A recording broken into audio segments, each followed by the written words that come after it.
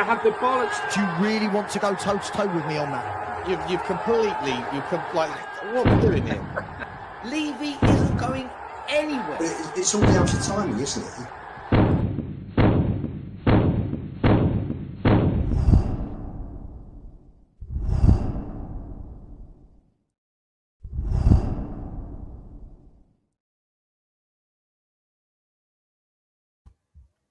Yes, guys, how you doing? Welcome back to the Spurs Five. We hope you are all happy and healthy, keeping yourselves out of trouble as we approach the final days of 2025. What a terrible, but also awesome year it has been for Tottenham fans.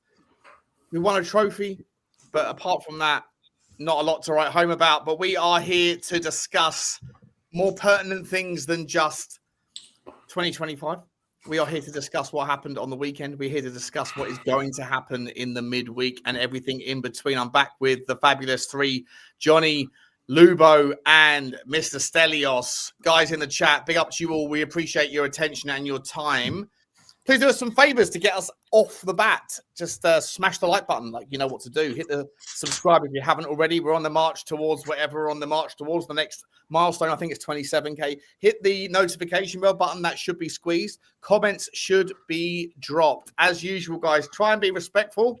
And there should be no need for the mods to get involved.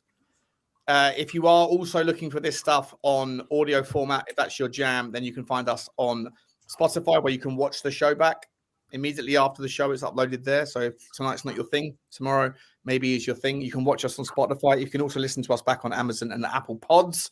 And of course, we have to bring in the fabulous sponsor of today's show, which is, of course, OK Jersey. If you're looking for your New Year's resolutions, and it's keep fit shape, if that's what it is, if that's the guise of it, then you can find not just your brilliant football wear, your retro jerseys, your current jerseys at the best prices in town. You can also find all of your athleisure wear for the best prices you could look to find them for. So search for OK Jersey or on your browser, and wherever you end up on an OK Jersey branded website, if you stick in code 5, not code Sean. I don't know why that's got code Sean there. I'll change that in a second. It should be code 5. And you get an extra 8% off the unbelievable prices that are already available. And you can't ask fairer than that. What I can ask fairer than that from is Johnny. Johnny, how are you feeling? Are you feeling fair, or are you feeling fairer than that? Well, I finally went to a game, and I didn't enjoy. Can't say I enjoyed the game. I enjoyed the camaraderie. I enjoyed the support of the fans at Palace yesterday.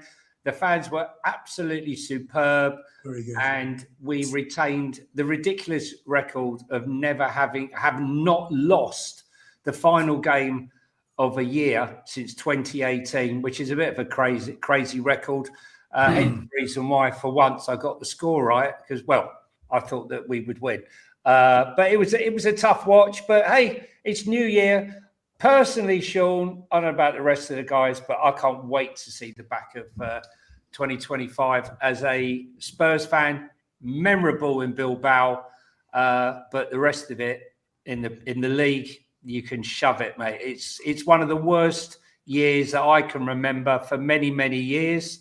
But you know, we're used to, the Spurs community's used to pain and suffering. That's what we do best.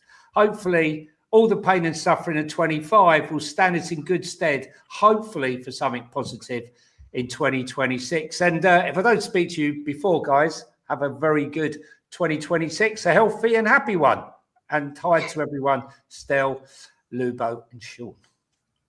Big up to you, Johnny. Yeah, lots to discuss tonight, mate. Lots to discuss, because you're right. It's been a really weird year, isn't it? It's been a really weird year, like the most successful season since 1984, but also the worst, biggest, loss rate in the week to week for forever, I guess you could say. Lubo, I'm gonna ask you how you are, and I've got to answer the phone quickly. How are you, my man? You okay? All good.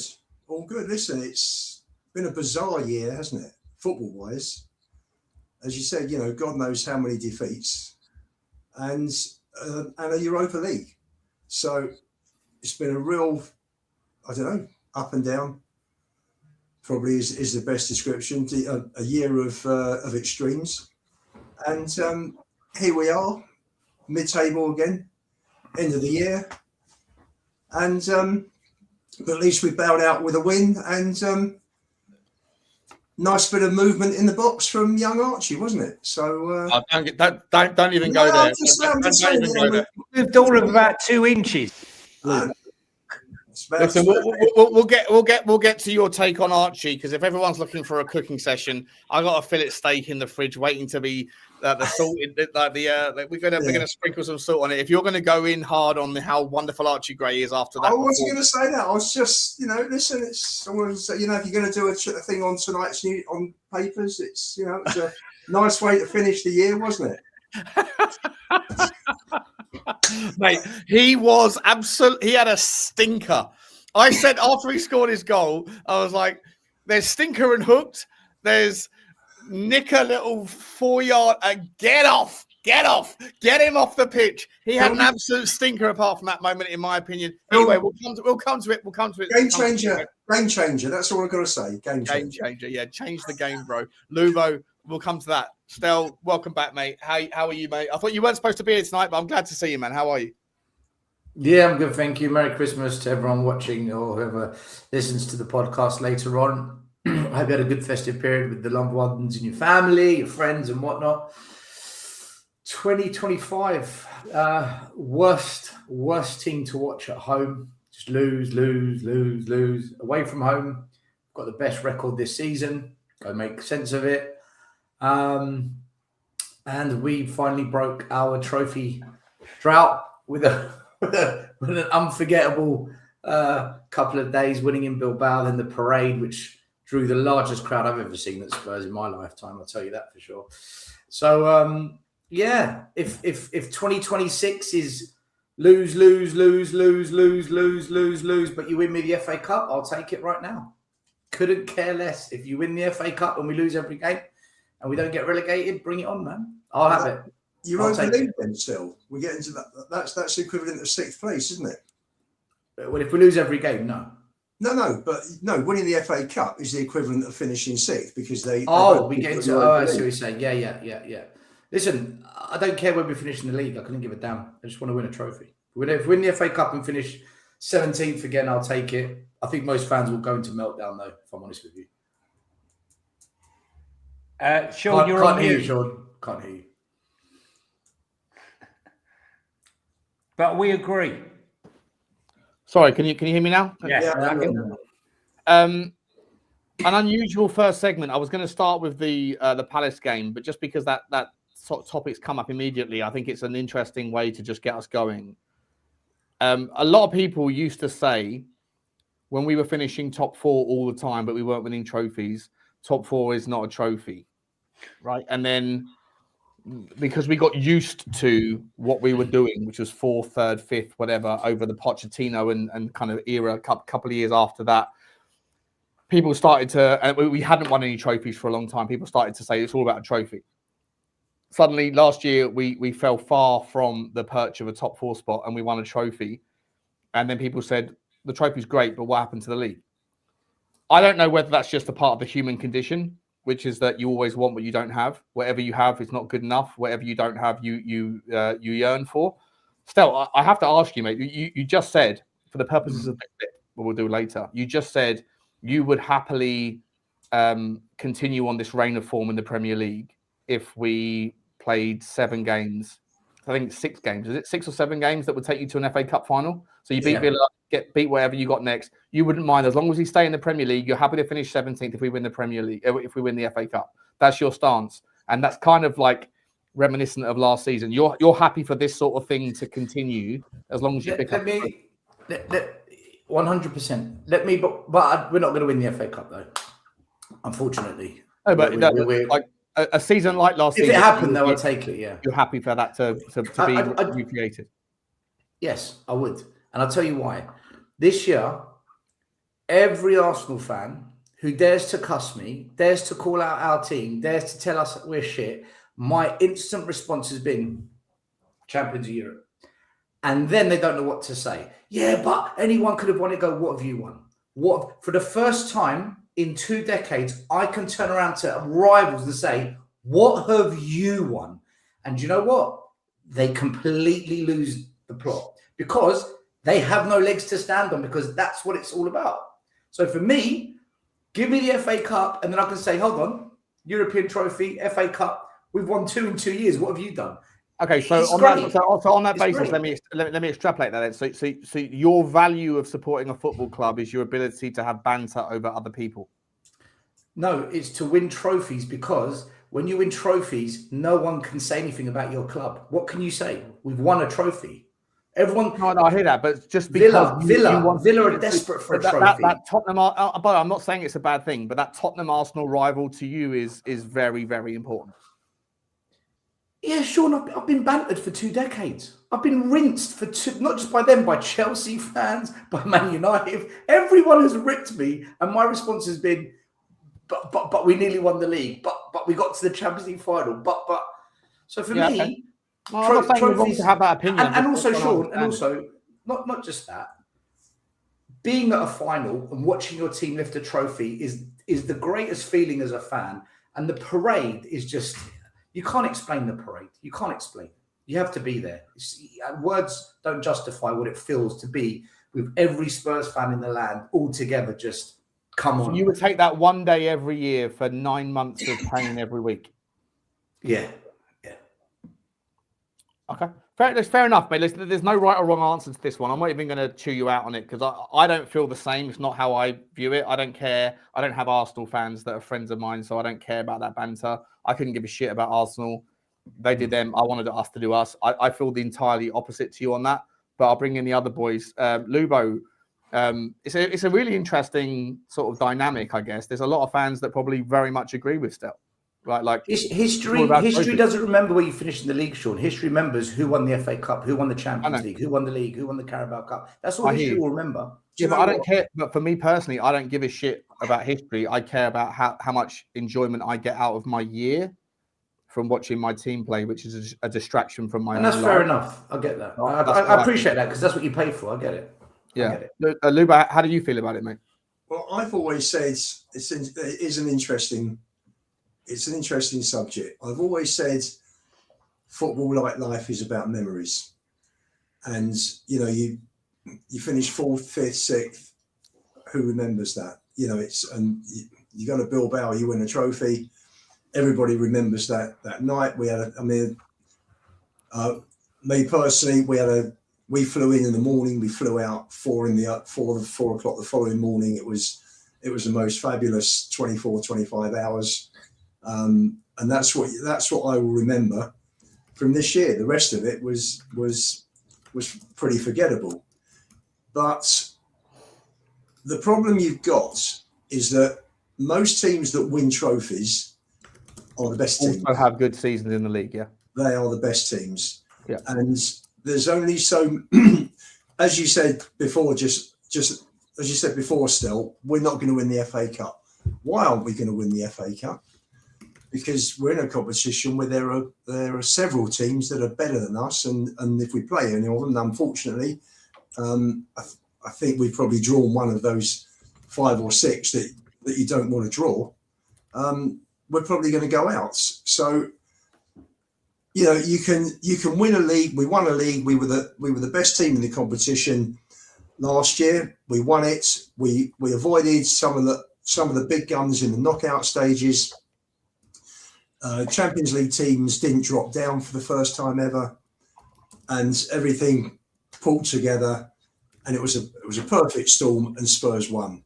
I mean, we won playing the worst football. I mean, I've seen every final since '71. That was by an absolute mile the worst that we had played, by 100 times. Was the victory worth the 9 months that preceded it and the 6 months that have followed it?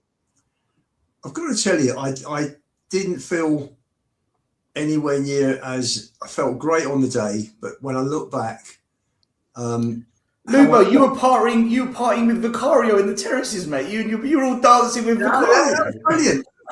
But no, that was great. In fact, fun enough. I was travelling back from Crystal Palace yesterday. I showed Mrs. Vicario, Vic's mum. She loved the photo with me, John, me, my son, and Vicario. We were just talking about May the. I had to put her right. She said May the 23rd. It was May the 21st. You know, and she loved it. She said you were there. I showed her the picture with my son and Vicario when Vic took the selfie after the match, pitch side. Fantastic day, wonderful day.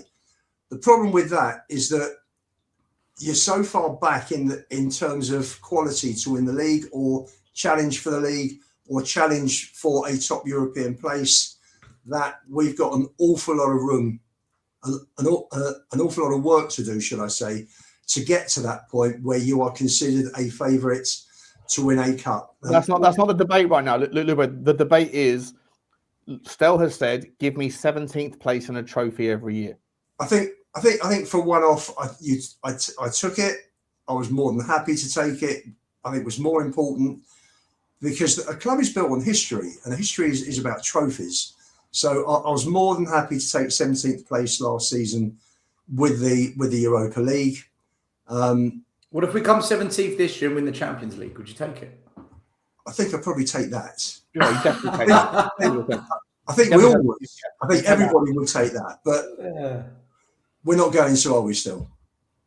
No, but would you? But I guess the narrative is really like over the period, Lubo, where you said, 25 years of neglect from our own. I don't want to get into that whole big debate. No. Just that reflection of period that you talk about, where we didn't win any trophies or very few, or we won one or two at the end of it, but we did finish fourth, fifth, sixth. We were up there challenging, and for the most part, our season had 60-70% of the weekends that we played football in the Premier League. We came away for the most part during that sort of period. We were happy, draws or wins, right? But we ultimately, and we got to some semi-finals, but we ultimately came up disappointed. And as that became the frequent, consistent theme, the narrative of the frustrated sections of the fan base was, where's the trophy? Top four isn't a trophy. And still, fair play to him, was always, I want a trophy.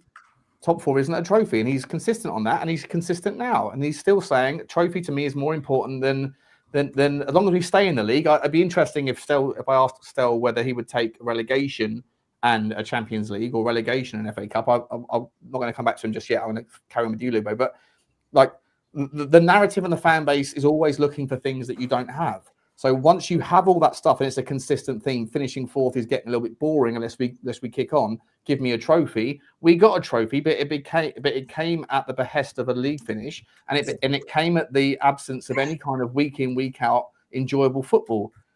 We got it last season. Was that enough as a one-off? Could you tolerate that as a consistent theme for the time being? Listen, if you could promise me that we finish 17th and win a trophy every single season. I'm not saying that, Lubo. I'm just saying, would you take last season this season? And would you take last season next season? Would I take last? Well, for an FA Cup. I'm not talking about Champions League. I'm talking about like a domestic, like a Carabao Cup. Is that enough to satisfy you? Is it enough? It won't be. It's not long term or sort of short to mid term. It's not enough. Mid term, it's not enough to satisfy me because ultimately you're not going to win the trophies if the team's not good enough. Would I take it this year? We're 11th. If it meant finishing 11th and winning nothing, or finishing 17th and winning the FA Cup, then I'd drop the 6 places.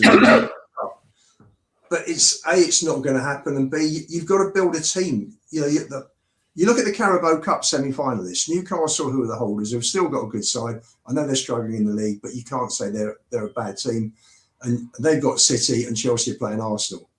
So you've got what, 3 of the top 4 plus the holders, and this is what happens. The top clubs, cream rises to the top. You answer the question, mate. It's like, what's your? I'm just like we're going around in circles here, mate. I think so. What's your priority? Get back to a decent league finish where you get consistent outcomes, you get consistently enjoyable football, consistently enjoyable performances week in, week out, but maybe you don't win a trophy, or do you not give a shit about that? But for the 6 games that it takes you to lift a trophy, you're all aboard the choo-choo train for those FA Cup weekends, but forget about the league. You just do just enough to stay. That's the question. Forget about the rest of it. Simple. I want to follow a good team. I follow the club around the country and spend a lot of money every year. So I want to see something tangible. You know, I want to see entertainment. I want to see winning football. That's what I want to see. So the league is more important to you than now. Yes, fair enough. We've got to rebuild the first team and the first team squad, and then let's get back to the heights of 8-9 years ago. Then we've got a chance of challenging for trophies on a regular basis. I hear you, mate. I hear you. Johnny, I know you've been waiting a long time, my man. You've even put yourself on mute, even though you didn't need to be on mute because you weren't even saying anything, mate. No, I haven't said anything. 15 minutes. Very simple, mate. Very simple. Yeah, go on. I'm a greedy fucker. Okay, I want both. Right? That's not the answer. That's not the answer. I'm going to accept either, mate. Listen. You can have. We should, as a club, we should be demanding, right, competing for trophies and being up there, right. I don't want to go as a fan that goes home and away. I don't want to be watching 4 victories or 5 victories a year and scraping through at 17th. For me, 2025 has been pretty traumatic going to the home games. I feel sorry for all the fans that have had to endure it, myself and whoever else goes home and away. It's been shocking. And when you look at how much we pay, I don't think it's too much to ask to have a balance. And that's all I'm asking for. I hear you, Johnny. So for me, 100%, I would rather do well in the league. Okay. Yeah. And win a trophy. I mean, like, why can't you do both? No, of course. But Yeah. Stell's gone out on a pedestal. Stell's put himself out on a pedestal there, and fair play to him. He said, league is irrelevant. If you're not going to win the league, I don't care. I'd rather give you a trophy. To Stell, it's all about listen. To me, it's not. To me, I'm the opposite to Stell. I want to enjoy watching my team week. Stell, I've got to be honest with you, mate. I just got to ask you this question, right? You can't bear it when we lose one game, right? Neither can any of us. How could you bear that for a whole season? Well, just for the one night of glory, do you think? Could you really go through? I'll tell you why. I'll tell you why. I don't know when I'm going to drop dead. And I just want to see us win as many trophies before that day happens, man. That's the honest truth. I think me and Lupo are more worried about that than you. If I know I'm going to live to 100, then I might move my position. But I know I'm not. So I want more Bilbao's, more Wembley finals, more Champions League finals, maybe even a Premier League before I die would be. I think that would complete me as a Spurs fan. When you get to me and Lubo's age, you bang one out just winning 1-0 in a shitty game against Palace. This is an age thing then, right? This is an age thing. Johnny. Yeah. You can still bang one out at your age, Johnny. Johnny, with a few tablets. No tablets, no blues required. Right? Okay. My biggest worry is running into the room and pole vaulting out, tripping over and pole vaulting out the window. That's my biggest worry. Go on, mate. Go on, Lupo. What are you saying? No, I'm just saying you are speaking for yourself. Let's just make that quite clear. Okay. Right. Listen, look. For me, there's nothing better than going to see my team win a game of football. Right? It's the adrenaline rush. I've loved it since I was a kid. Right, when I didn't, I wasn't dreaming of a trophy, just going there and experiencing the win. It was magical, right? And I suppose I was blessed, like Lubo, because we saw some great football. Many times we were never, challenging for the league or whatever, but we won trophies and we had those special moments. And that's what Stell's talking about, the moments of winning the FA Cup or the Cup Winners' Cup or whatever it may be. So I think the fan base has been starved, and that one win. I think what's happened is that one win, that one night in Bilbao, has blurred so many things that have been going on in this football club for the last 2.5, 3 years, and it hasn't blurred it for me. I want to see wins. I want to go to football games and see victories, and if we carry on winning, in the league, I think that translates and goes into cup games. I think, No, one 100% I blends agree. into the 100% other. I agree. I think it's just an interesting debate. Obviously, everyone would like to see both. Everyone shouldn't have to pick one or the other. However, I just think that Stell put himself out on a line there and said, like, give me a cup trophy. And I don't share the same viewpoint. For me, I want to enjoy what I watch every week because I'm not the guy who lifts the trophy. It's not me that lifts it. So I want to at least enjoy the journey. And so I think that's where Johnny and where Stell and I differ. And I think the fan base also always wants what it doesn't have. So if we were to win trophies every year, if we were to win the Carabao Cup next season or the FA Cup this year, but we were finishing 15th or 16th, the fan base would soon get tired of that and they would revert back to the other. I think that's the case. Let me know in the chat though, guys. Quick zeros in one game. Sean, so just sorry to interrupt you there, right? Just to clarify, right? I know that we finished 17th and won a trophy, and Arsenal finished second and won nothing. I've enjoyed that, and Stell's absolutely right. But that's last season, mate. That season's gone. We're going to have it for the rest of the season. Hopefully, we still win nothing, and it's great. But I demand more from my football club. That's simple as that. I hear. Yeah, Sean, that's what I mean. If I just wrap that up, just going on the back of what John has just said, for the comment John George has made. John, I've seen some wonderful players. I've had some great nights with Europe and domestically, all cups. I wasn't old enough. I was 3 years old when we won the league. And I'm sure I speak for Johnny. We've both been following Spurs around 60 years. And both of us would love, for me, I just want to see Spurs win the league once. And that would, I'm happy. I've seen 4 European trophies. I've seen 4 FA Cups, 4 League Cups. I just want to see us win the league. For me, that would be very, very special, more than anything else. So, yeah, I agree. For me, though, I always use every single bit about Tottenham Hotspur or football can be analogized in the idea of going to a bar. And for me, I think the idea of lifting the Premier League trophy is going out for a night out and at the start of the evening, seeing a 10 out of 10 that's got her mates there, and you go about your evening in a variety of different tactics, but you end up with the girl.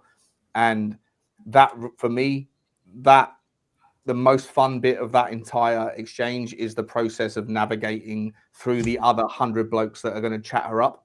And you have to then go and have your crack when you get a chance. And then you have to fight off her, initial whatever else. And is there a trophy for that, Sean? Yeah, but I'm saying to me, the difference between winning a trophy and being shit all night long, it's that's like having a terrible night at the bar, getting in trouble, having a fight, whatever else, and then you meet a bird outside your house when you're slumbering home. Whereas going after the Premier League title is identifying your target at the start of the evening, and then going and working, churning, working through the process of making sure that you have the best night. That's the memory for me. And so I like the process more than I do the destination. And so either way, smash a one. VAR is when a bloke tries to pull your bird, eh, Sean? Yeah, 100%. Yeah, the VAR's there's a part in that story for VAR for sure. Guys in the chat, let us know. If you agree with Stell that it's all about the trophy and forget about the rest in a polarized viewpoint. 1, if it's about the trophy and screw the league. 0, if the league performance is more important than just a bit part of the story. Winning, really, isn't it? Yeah, let us know your thoughts, 1s and 0s. Let's move on to let's start this. We were going to start the show right here. We're half an hour in. Let's talk a little bit about Crystal Palace, guys. 1-0 victors last night. I guess this is another tale of the tape because it was a really hard watch, a very, very difficult watch. 60 minutes in, I remember saying on my watch along, if we sneak this 1-0, I'm not going to sit there and pretend like I've seen anything from Frank Ball that is going to make me suddenly get on board the train. But look, we got the 3 points, and at the end of the day, we've got another game, a winnable game against Brentford in a few days' time. We're 4 points behind 5th spot. If the league does mean things here, I don't think necessarily we can sit there and consider ourselves a Champions League contender right now. But the 3 points did mean more than the performance potentially. But as the performance went for me personally, I thought the performance was shocking for the most part. Johnny, I'll start with you on this one, mate. Go where you want with it. Crystal Palace, we got the points. Difficult place to play. A very good team traditionally. By hook or by crook, we got the points, mate. Let me know your thoughts. I don't know really where to start with this one. First 20 minutes, we weren't at the races. Crystal Palace, the midfield was completely overrunning us. Archie Gray was out of his depth. Bergvale was out of his depth.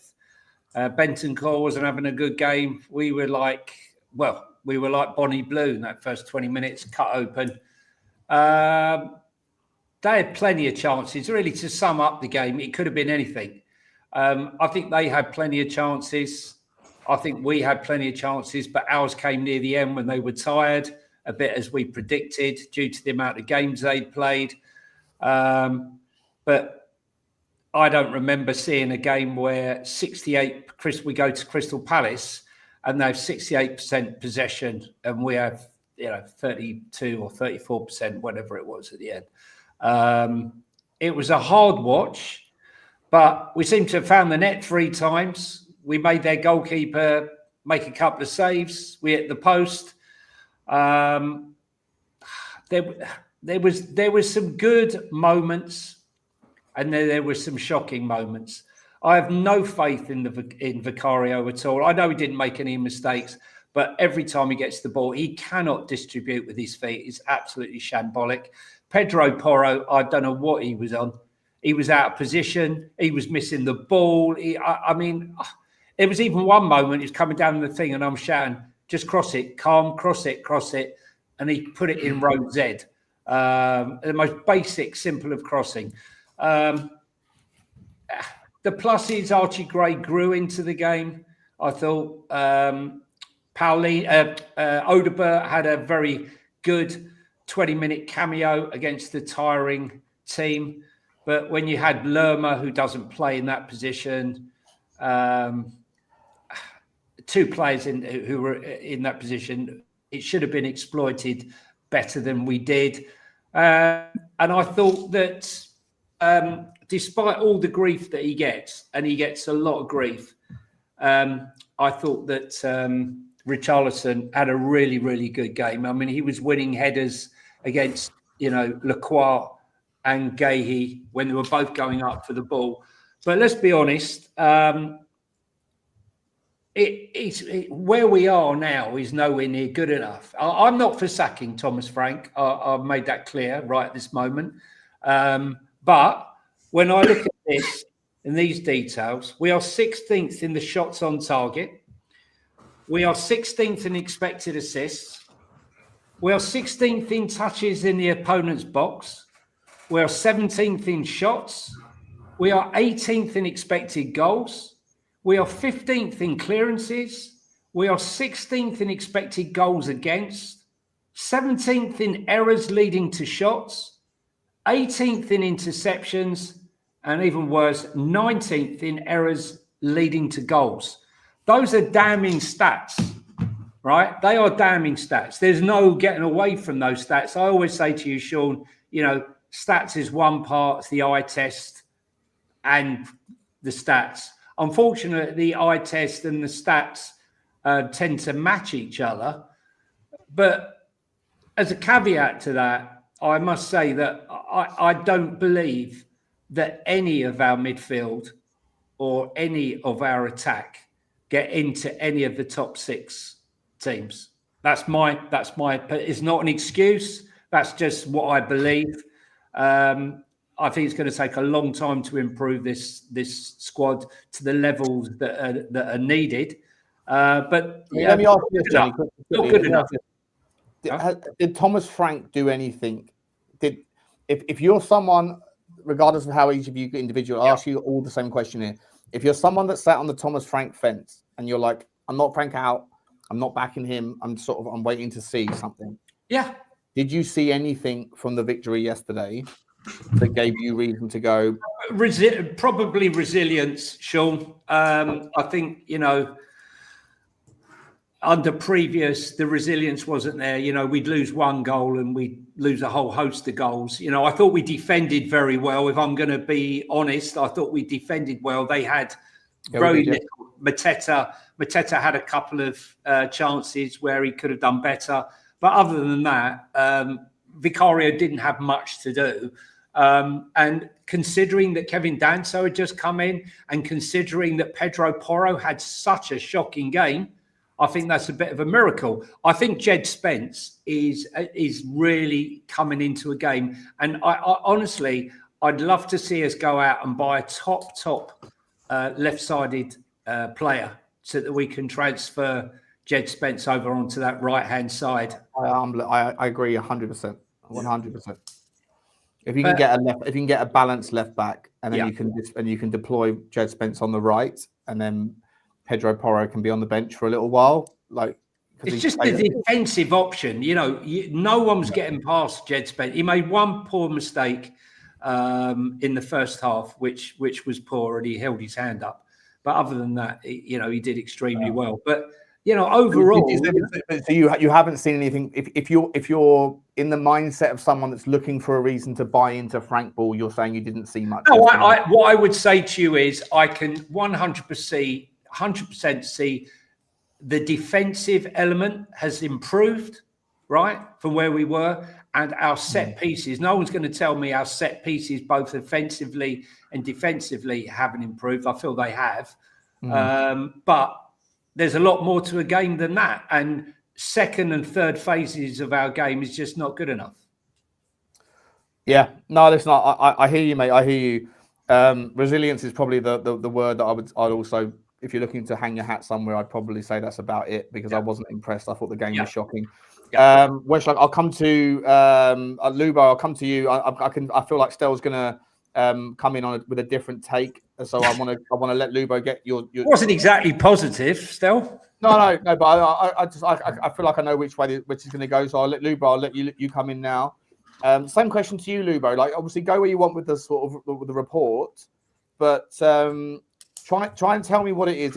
We're talking to 700 people right now. Hopefully, several thousand over the next day or so. Lubo, if you're on the Frank, if you put yourself in the position of someone that's a Frank on the fencer, give me the reasons why you should buy into Thomas Frank on the behalf of yesterday's performance. I mean, Johnny summed it up. The team were resilient. The football was very. I mean, we had two very good moves that resulted in disallowed goals. Yeah.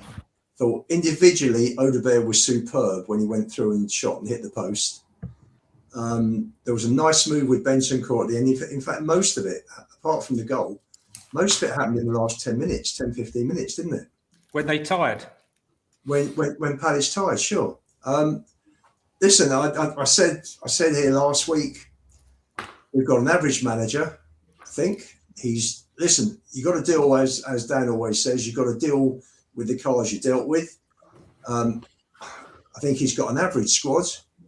And we're in a mid-table position, which shows that we're 11th. We're mid-table. You can't get more average than that, and that's where we are. And until we bring in several players who are going to improve this team, I don't see where we're going. We'll win a few, we'll lose a few, we'll draw a few. And that's how the season's shaping up at the moment. Lubo, let me ask this though, right? So the specific tactics that Palace employed was the man-to-man press.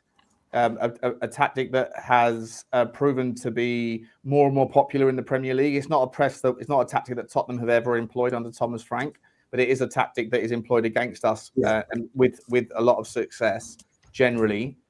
It's also a tactic that has its consequences, and that is a tiring. You can't do it for 90 minutes unless you have like superhumans. You can't do it. So for Tottenham to have withstood the press, that vicious, because they pressed us within an inch of our, it was ferocious, to have withstood it and to nick a goal. And like you said correctly, I think we scored a goal before then as well that was ruled out. Just Bergwijn was offside, and even if that hadn't been offside, I think Richarlison would have been offside anyway. But we sat up a certain way. If you were looking for a discernible style, it was to let them have the ball. When we had it, they were coming on to us. We were sitting back and then we were trying to pick them off. So on the one hand, how I would describe it just quickly, Lubo, is to have withstood the press, wait for them to tire, nick the goal, and at the same time then push hard in the second. But they ran out of options. Yeah. It looked like it was like a tick in terms of the game plan worked. My concern is whether or not, being Tottenham Hotspur, if that is the methodology to win games, and it was the same methodology that was employed against Everton, where we won 3-0. Yeah. It's the same methodology that we've employed 70% of the time away from home and a few times at home as well. If the only discernible style of play is to allow other teams to tire themselves out trying to press us and then pick them off, that doesn't resonate with the Tottenham Hotspur fan base and what Spurs fans expect. Is that a sustainable model for Tottenham and for Thomas Frank to employ? It's not sustainable. Another day, Mateta will head that under the bar instead of over the bar. And another day, Devaney will put the ball in the back of the net instead of like blazing it over from 6. But Lilywhite, even if that doesn't happen, are Tottenham fans going to tolerate winning games 1-0 by waiting for other teams to press to fatigue themselves? That's not Spurs. It's not Spurs. It might be Palace. It might be Brentford. It might be Fulham. It might be that. Like, Tottenham fans won't tolerate that, even if it is successful more often than it isn't. It's not something that Tottenham fans will tolerate. Well, I think it would change if we had better players. And I think the one thing that we've all got to be realistic about is the level of this squad. This is levels down from Pochettino's squad. This is a long, long way down. So you're saying that Thomas Frank is only doing this because he doesn't think his team is capable of better? Well, I don't think he trusts a lot of the players. I think he's come in and he's obviously not. He can't be happy with the squad. Listen, he's made mistakes. As far as I think he sets up well away from home, and I think he sets up poorly at home. Now, people might say, oh, well, that's pretty obvious. We're 17th as far as home points are concerned, and we're top as far as away points are concerned. So yes, I'm stating the obvious, but the two things correlate. His tactics are working away from home. You do rely on getting either Vicario having a worldie or the opposition strikers not scoring. It's not sustainable, though. It really isn't sustainable. But look, he's come into a mess. We've had 10 years of overall poor transfer dealings. For the first time in 11 years, there's no Kane. There's no Son to paper over the cracks. We've got Paulinho, who's there on loan. Bentancur, who's seen better days. Basuma and Sarr aren't even around at the moment. Basuma's finished. Sarr's never kicked on at Spurs. Grain, Bergvall, two kids who are not ready yet. So we're missing massively in midfield. We have nothing. Nobody's replaced Sonny. Yeah, but Lubo, we had the same problems last season. The fans got to be realistic, Sean. And I hear you. Let me ask you. No, it's not sustainable. But yes, there are transfer windows coming up within the next few months. So where we can improve, and hopefully the football will improve. Okay, before I come to Stel, just a quick question, quick. It's not a segue, but just a quick answer, if you don't mind. A lot of fans still miss and still yearn after Ange Postecoglou, right? And I'm not going to put it down to just their geography. I don't think everyone that was Ange is an Angeophile or whatever is just Australian. And I ask you this question: of the people that still yearn for Ange Postecoglou that don't like what they're seeing with Thomas Frank, what percentage of them do you think are solely Ange, sort of reminisce about Ange because of the trophy, versus the fact that he tried to play a certain style of football, and yes, it didn't work. Yes, and maybe they'll look into they'll defend him and say, well, he gave up the Premier League, whereas maybe he did, maybe he didn't, whatever. I'm not interested in that. But how many of the Tottenham Hotspur fan base are just purists about football? And that Thomas Frank, regardless of what set of players he has, is not the sort of guy that is going to play the sort of football that Tottenham fans, a section of Tottenham fans, myself included, I'm not an Angeophile, but I demand to see a style of football that is not what I saw yesterday. I don't care if we win 1-0. Yet it was an important victory. I'll celebrate the win, but I'm not going to celebrate the man for shaping us up in the way that he generated it. And I think that it's been on display. When we have won this season, what we saw yesterday was the same employed methodology at Everton, Man City, not so much Burnley, but for the games where we've won, the vast majority of it has been nicking things off, set piece FC. We won by a set piece again yesterday. And my question to you, just super quick, is like the people that yearn for things like Ange, it's not necessarily the Ange that they love. It's the respect for the art of football. And Thomas Frank isn't going to do it. And I don't care whether you put Savinho in the team. I don't care if you put Goretzka in the team. I think he's set up he's not a footballing purist. And I think Tottenham fans are interested in something more than just the result. They're interested in the way that you generate it. Yes, that's always the Spurs way. If you remember, you go back to the 60s, what Danny Blanchflower used to say about, or Bill Nicholson, you only ever try to win and you aim high. And if you don't get there, you don't get there, but you aim high. And, I don't like this football any more than anybody else does. I didn't like Angie's football. I hate losing football. For me, go back 8 years to Pochettino's team, Harry Redknapp's team, Martin Yole's team, going back even further, Terry Venables, for the older viewers, Keith Birkinshaw, Bill Nicholson. They're managers, that's football. Ange and Frank, they don't come close to those managers in terms of football. Neither of them. One's one way, they're both extreme in the way they play football. And for me, neither is acceptable. So I'm not in that Ange Frank argument at all. I want Poch back in the summer. I want to see him get Paul Mitchell back. Paritici's going, get Paul Mitchell back to run it, get Lang out, and give him 3 years to rebuild this team and give him time. He'll unite the fan base. I hate the football we're playing now, and I hated the football last season as well. So, fair enough. Let me bring Stel in, mate. Stel, I know you've been waiting patiently, buddy. I can see you've been writing notes. I'll let you go where you want to go with it, mate, and then we can pick off the points that need to be dissected. When Johnny and Lubo were speaking, I was watching the chat, and it's the same thing on every show you go on. There is so much hate in people to have their opinion being the winning opinion.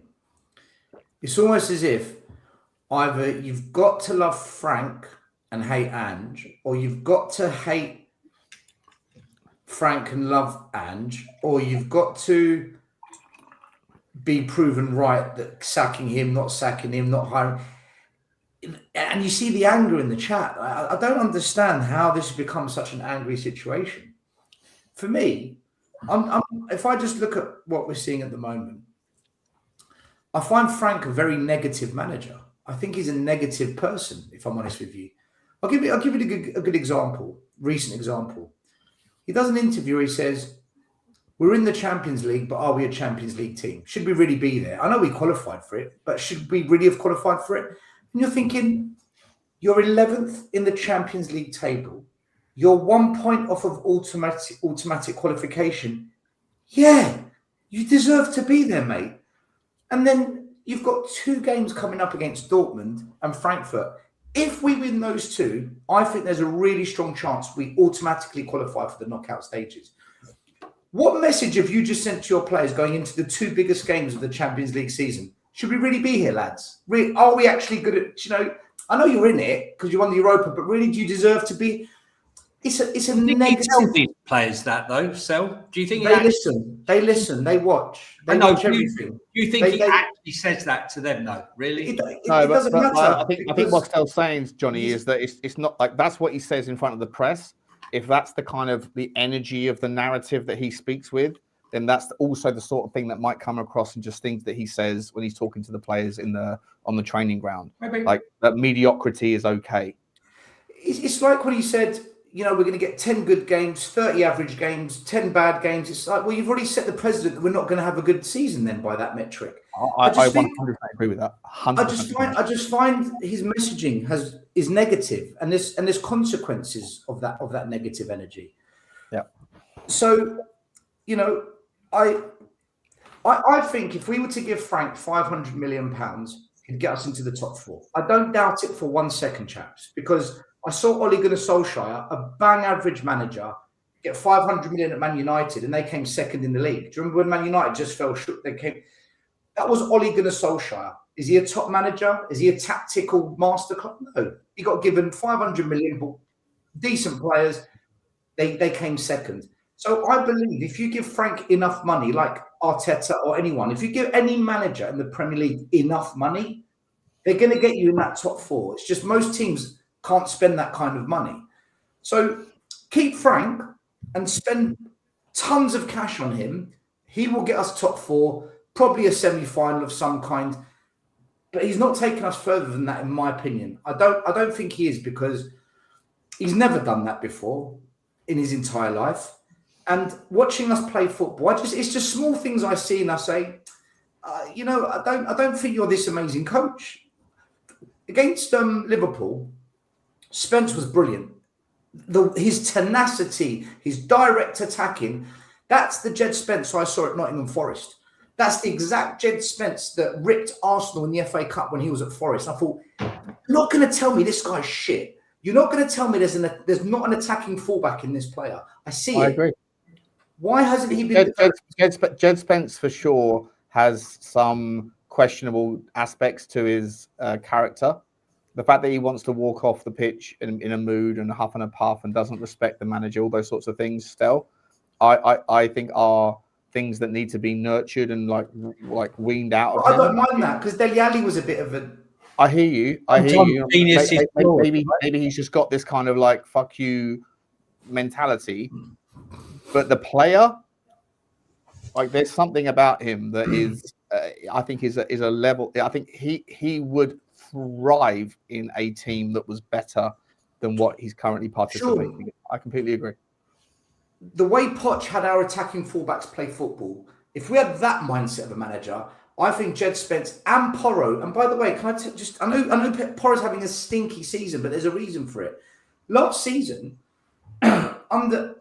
forget And, just last season, the past 2 seasons, he was in our top 3 players for combined goals and assists against the top 10 clubs in the league.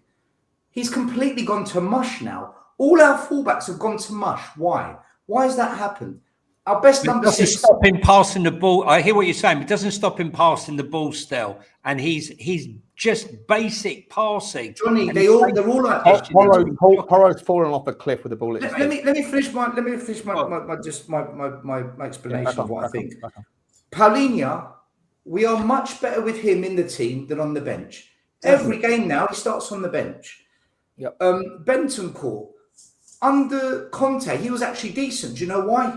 Because Conte drilled it into them to try and play transitional football, and Bentancur was quite good at that. I don't know what football we play now. I have no idea what football we play, and I've coached multiple systems, had to prove it to instructors on FA coaching courses that I understand it and I can implement it. Odegaard, I said it many months ago, I just want him to have 10 games in a row. He came on, he took them to pieces, man.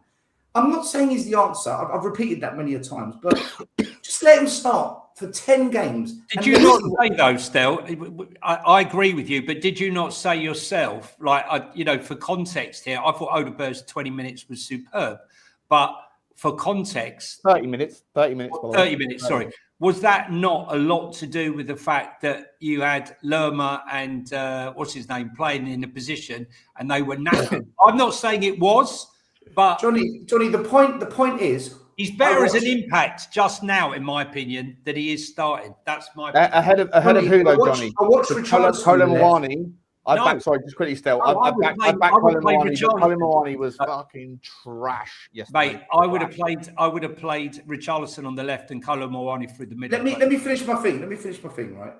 Because I've waited to just have my little say here. Yeah, crack on. Moani for me, it's just not working. All right, He's just not working for him at Spurs for whatever reason. I did try and say it. But you've got multiple left wingers at this club. We can say they're all rubbish, but there's got to be one that if you give them enough games, something might drop. But we don't do it. And I just look at it and I think, Mawani's not playing well. Bentancur's not the player he was because we don't really have a system anymore. Spence and Porro are much better than what we're seeing. Paulini's on the bench. Guys, that's not Enoch's fault. That's not Levy's fault. That's not our fault as fans. The coaches have to take some freaking ownership of some of this. And these things, it's all management and coaching. Now, having said all that, what scares me now is this. We're now saying, just back Frank. He needs top players. Give him Sabinho, give him Semenyo, this and that. But, this is the bit I can't get my head around, and I wouldn't mind discussing this. All the hype around Frank was, look what he did with Mbeumo, Wissa, Tony, all these players. They were nobodies. He made them names. Took him a long time, though. One minute, Johnny. Why can't he make any names at Spurs? Why is it he did it at Brentford and everyone hyped him up for being the top coach for those kinds of reasons? Yet at Spurs, he can't develop anyone into these good players. So now what we're saying is, forget what the good stuff he did with these unknowns. Let's just give him top players, which he's never had before, and see what he does with them. And here's the thing, Sean. Here's the thing. Here's the thing. 1 minute. You just contradicted yourself with the Odebear thing because he has. No, he hasn't, because Odebear's on the bench every week. Right? Odebear has improved as a player over the course of the season. Has he? Because he has one good game, one stinker, one good game. There's no consistency with him. No, he's not. He's not playing as many minutes as he should be. So would you say, John? Sean, would you say Odebear is on the level of a Wissa or an Mbeumo or a Tony? Yeah, he's only 5 minutes. 4 months. Guys, okay, but that's my point. So why not do it with a few more players? Because that's what everyone said he was good at Brentford. And here's the thing that really gets me. When fans say to me, but look at the attackers, look at the forwards that he had at Brentford. Well, why was it then Ange, in the 4 games he played Brentford with Ange's shit team and Brentford's great attackers under Frank, Ange beat him 3 times and drew once. Not once could that team beat our shitty team, but we've got full of shit players. Why did Brentford finish above Spurs last season? Johnny, when we played them head to head, I'm just asking you the question, every single time. The game is 38 games. But yet our players are shit. They were ahead of us. I'm going to summarize by saying this. Frank is an average manager who somehow got the job at Tottenham. Everyone's blown him up to be this amazing, tactical, genius, that developer of players. He's got it all to prove at Spurs. And if you want to chuck money at him, do it. We'll get top 4. But that's as far as we're going to go with him, guys. That's his ceiling. That's where I'm at with it. I'll be quite happy with take on what I said. to be honest with you. So what I would say, just super quick, I agree with a lot of what you're saying, Stel. I disagree with some bits of it. I think that there's like, again, I never bought into the idea that he was. If you remember, Johnny, when we were on Footballing, when he was becoming the front runner for our next manager, and everyone was saying, I know, Johnny, you were a big proponent of his. My question mark for you at the time on Footballing was, are we certain that he is responsible for developing the likes of Ivan Toney and Wissa and Mbeumo? Well, is it possible? Is it possibly the fact that he was the recipient of an unbelievable scouting model and that those players were always destined to be great? I said, we'll never know with Brentford because there's only been one manager there for 7 years. But if you look at a team that has an equally impressive scouting system, which is Brighton, then there's other managers that were credited for being unbelievable coaches, like Graham Potter, who developed Cucurella, who developed Caicedo, who developed McAllister, etc. And they went on to other teams, bigger teams, at Chelsea, and then they got the stinker and hooked. And the same with Potter at West Ham. And so I was never that sold on this notion that he's a brilliant coaching guy. Right? Other content creators were sold on it. I wasn't.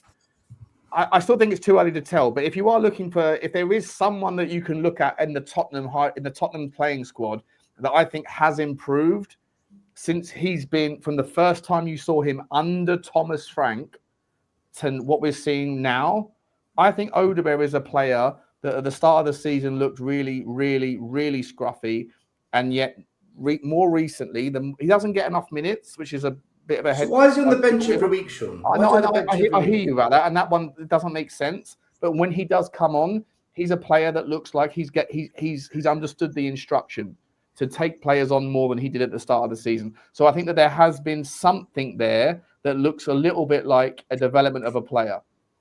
Johnny, sorry, I interrupted you. No, I was just about to say that, when going back and the years that I've been watching them, I never chose to watch Brentford. I never picked them out. It was just my mate had the player there. So I looked out for the player and ended up finding myself watching the team.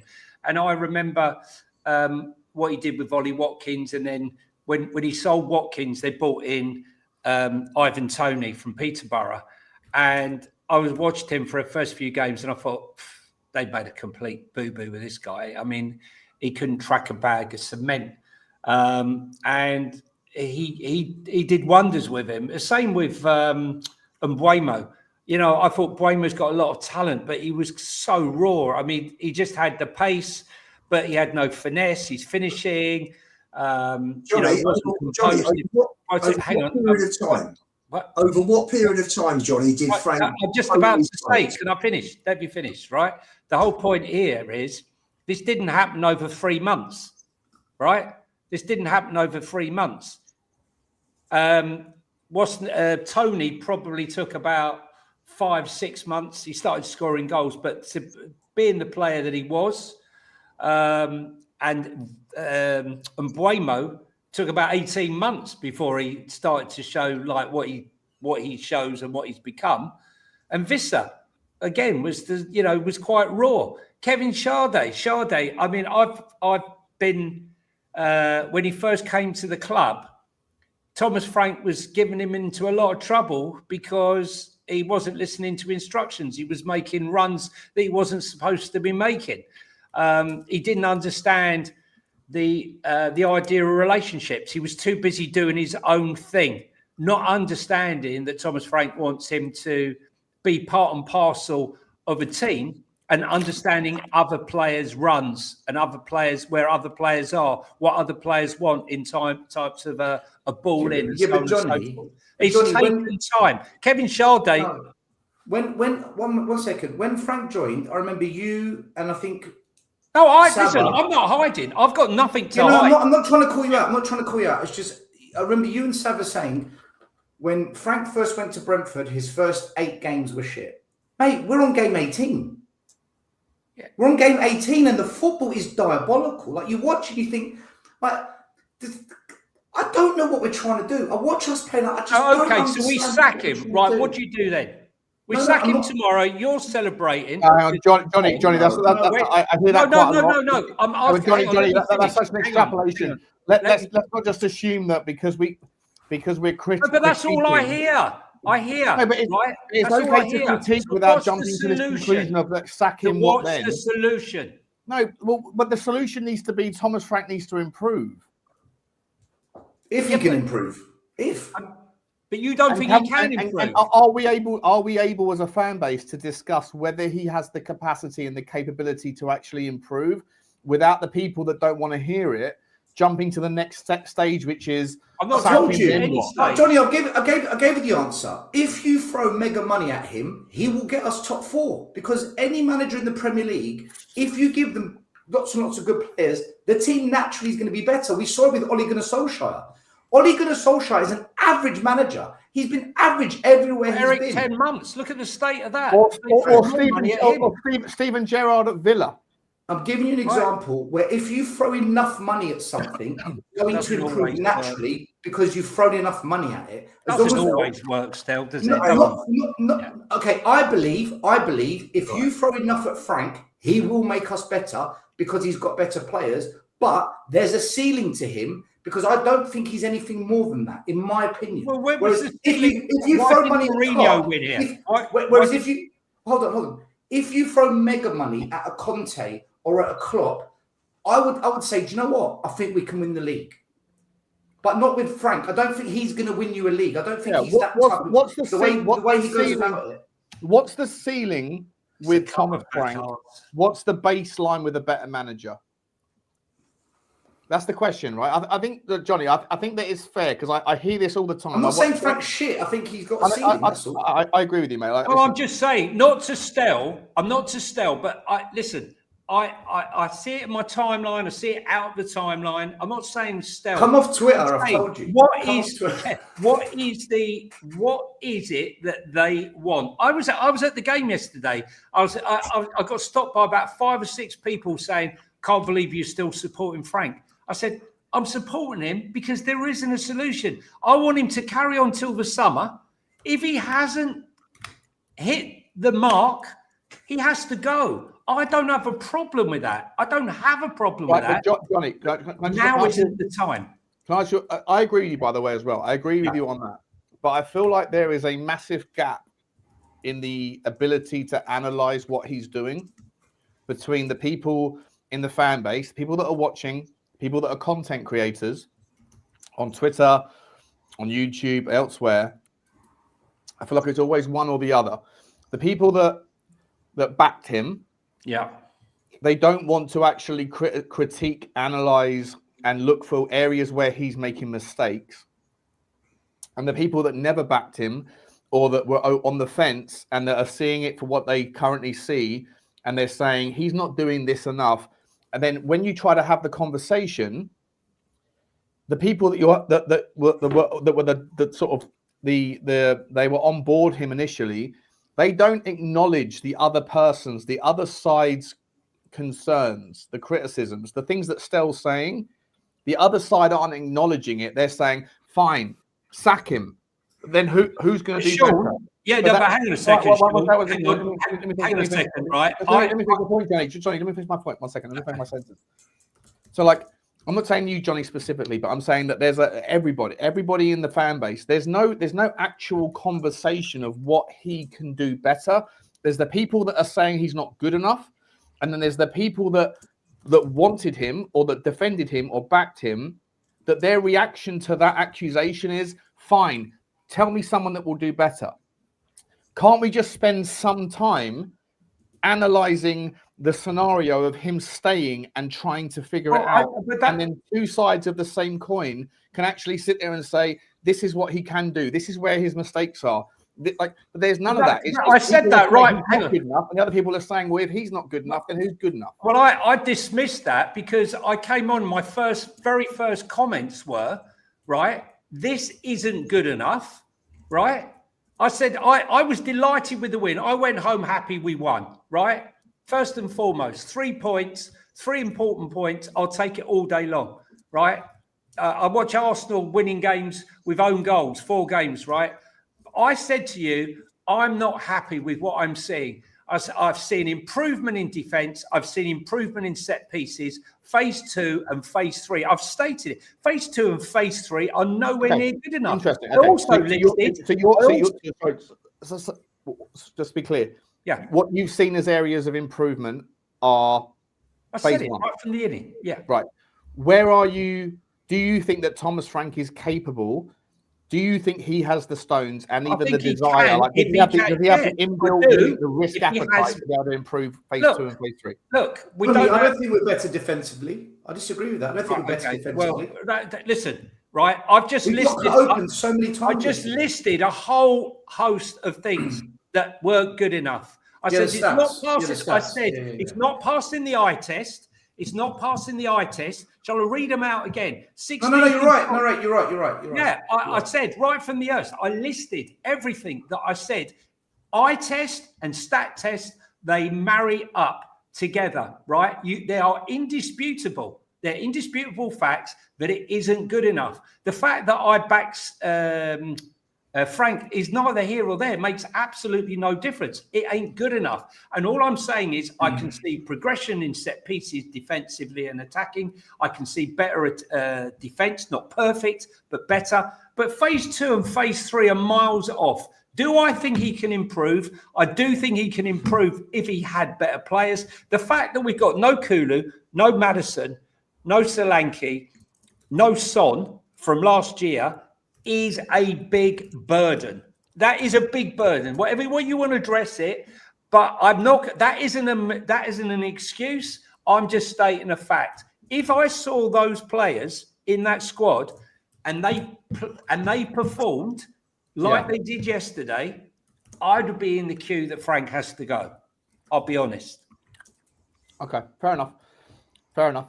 Sean, can I also say? Yeah, please. Yeah, sorry, Lubo. I was going to bring you in. Come in, mate. Since Ange came in on July the 1st, 2023, was it?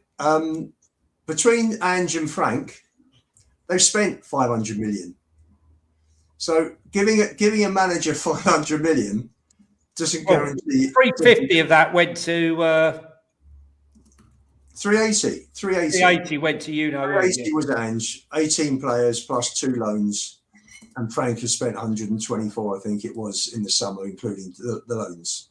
So, but you mentioned about phase 1. First, just to go through, and again, for me, this isn't Ange v Frank. This is much bigger, much deeper than that. We're just talking about two managers. Comparing everything to Ange Postecoglou. No, really weird definitely position. not. I've not done that at all. It's not. Not you, Johnny. I mean, the conversation always regresses back to Ange. And it's like, not. For me, it's like comparing, like having back 3 or 4 years, mate. I'm like, what are we doing here? You know, like neither are great. Can we have a healthy? Yeah, agreed. Johnny, you read out the negative facts about 16th, 18th in goal scoring attempts. 19th, 16th, 17th. Right. There wasn't one there above 16, I don't think. Okay, let me read you.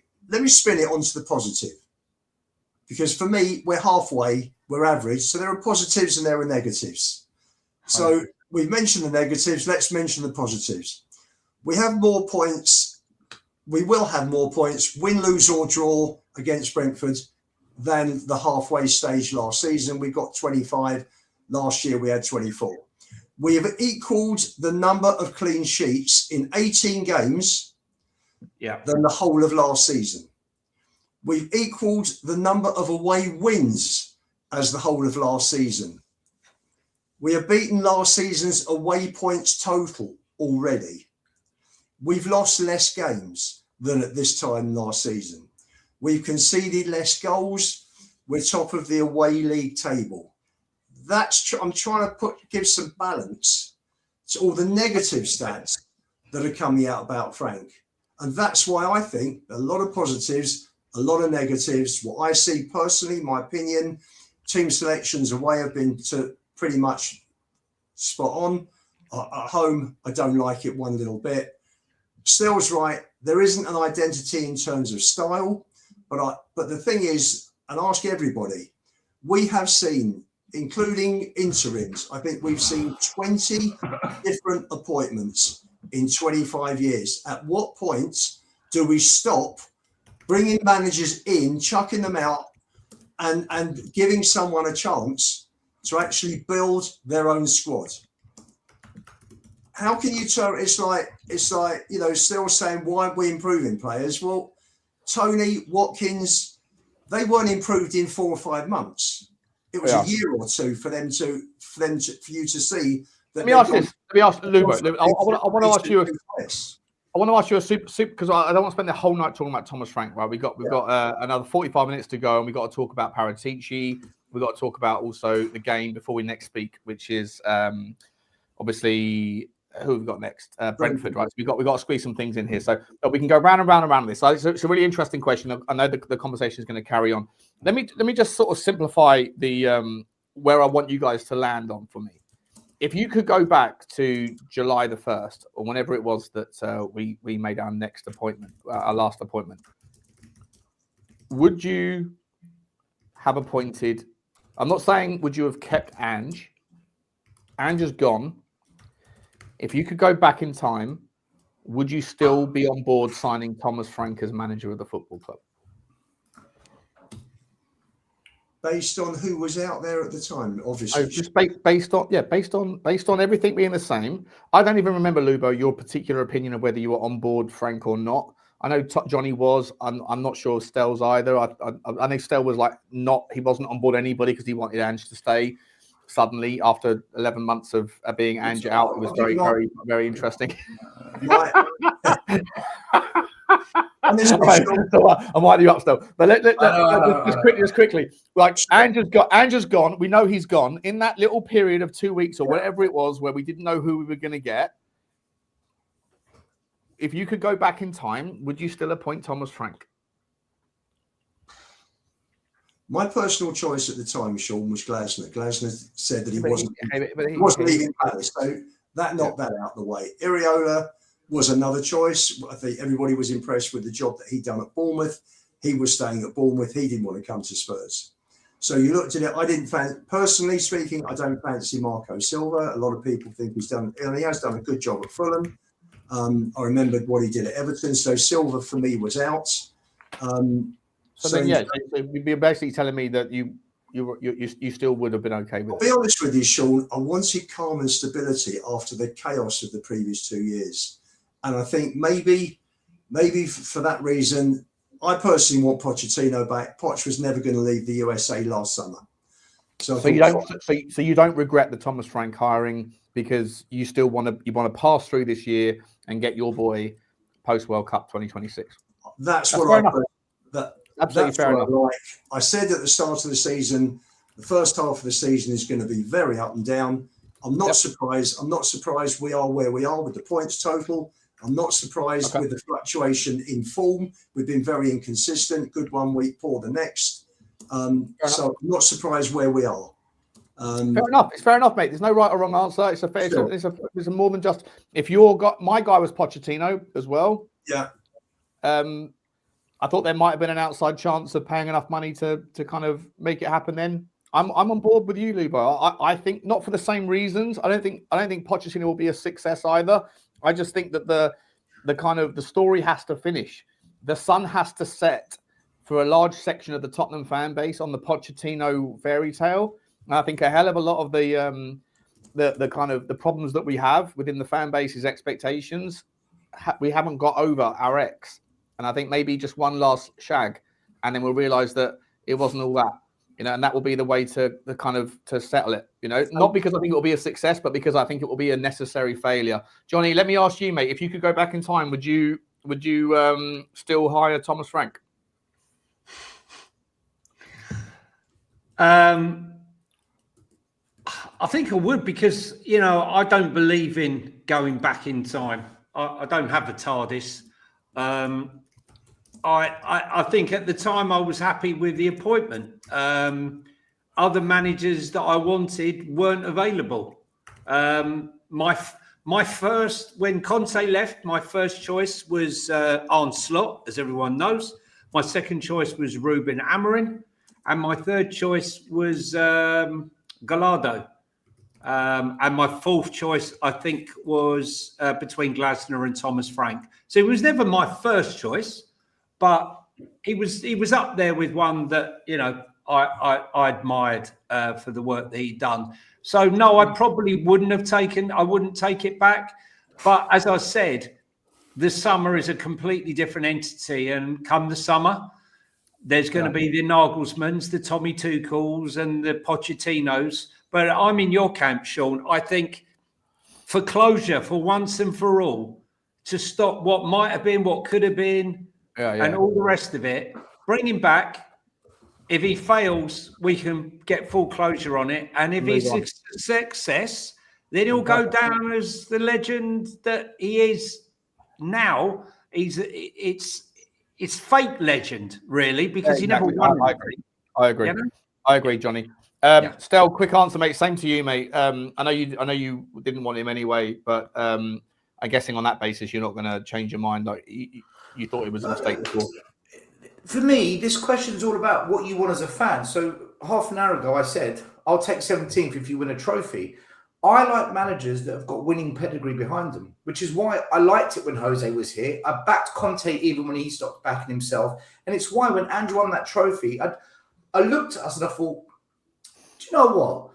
He's actually won something when everyone else could have won something. And those players are together. He's together. There's a unity amongst them right now. It will be a shame not to just give it another roll and see what happens, because there's a togetherness there. They are together, that bunch, manager, coach, players. Okay, it didn't happen, and now we are where we are. Who's to say it wouldn't have been the same under Ange? I don't know. Right? It could be exactly the same, but I thought it was worth a punt because he actually had things together. That it was the bunch was a tight knit group after that cup final win. So for me, what I would really like, Sean, what I would really like, forget the fact of wanting new ownership. Forget the fact of wanting new ownership. I want a club that appoints a proper, serious manager like a Klopp that is going to build a proper footballing identity, a recruitment team that's going to properly support that and stick with that manager, and an academy that can then feed into that. And we start getting some of these gems in the academy, giving them a proper chance in a winning environment. That's what I want to see. I'm not seeing any of it. The academy's stale, the manager's stale, the squad's stale. Yeah. And all we're saying now, we need more than a manager. That's we need a statesman. We need something that's like you said before, and I agree. We need a magic wand. We need a magic. We need like an ecosystem kind of guy. And I wouldn't give that to Frank. I wouldn't give that kind of a project to Frank. Not for me. I think there's better. If Glasner came in, I'd. Do you know what? I have to say. Just quickly, Stel. I like Glasner. I really like his post-match interview. That's what I want to hear. That's the manager that I can relate to. Some of the one-touch football in midfield where they just cut us open. I thought, how is it Crystal Palace with their injuries? They don't have a better squad than Spurs. Yeah, but if you watch Palace regularly, mate, like it's not they're not an enjoyable team to watch for the most part. Listen, guys, I've got to do some super chats. Just want a one-word answer, yes or no. No in between, no context, no detail. If Eddie Howe was to be sacked by Newcastle United at the end of the season, would you take Eddie Howe at Tottenham and back him throughout the ups and the downs and the kind of, the wherewithal of a new project? To me, Eddie Howe is the sort of manager that I can't believe that Newcastle fans want him out, and they do. We spoke about this, Johnny, on Football Inc. this afternoon. Loads of Newcastle fans that watched the show said, we asked them, and they said, yep, like Eddie Howe, 80% of Newcastle fans want him gone. If he goes at the end of the season, he is the guy that I would say, give him the time, the patience, the project, give him everything. For me, the answer is, would you, yes or no? For me, it's a yes. One word answer. I'm doing super chats. Johnny, Eddie Howe, yes or no? No. Lubo, yes or no? Well, I want Poch, so no. One word. No. Stel? No, because he's got a ceiling as well. He's the same as Frank. He's got a ceiling. All right, fair enough.